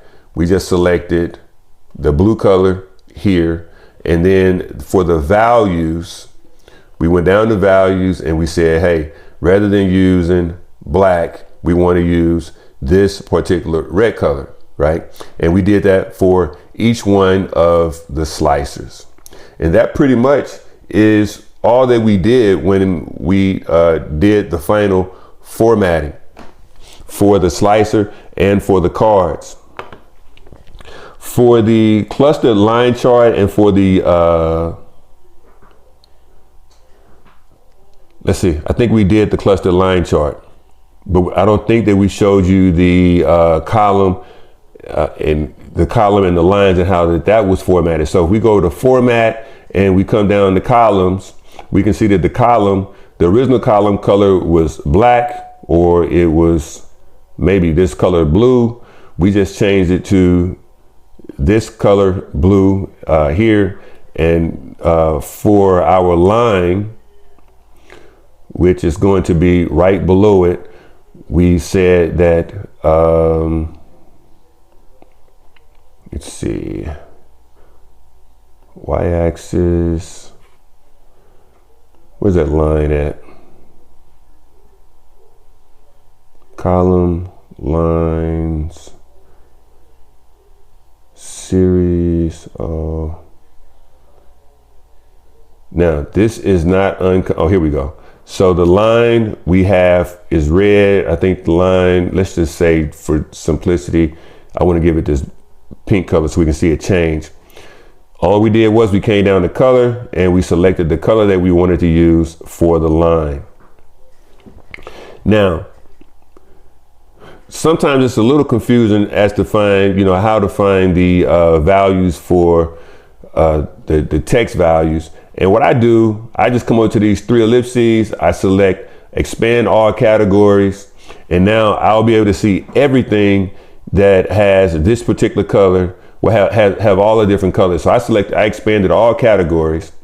I'm gonna go back up to the top, I'm gonna come down, and now I see that the values is going to be this color. So what is that referring to? Let's make it this color and see. So that is the actual values at the bottom. So I just select the color that I want to use, and that is on the x-axis.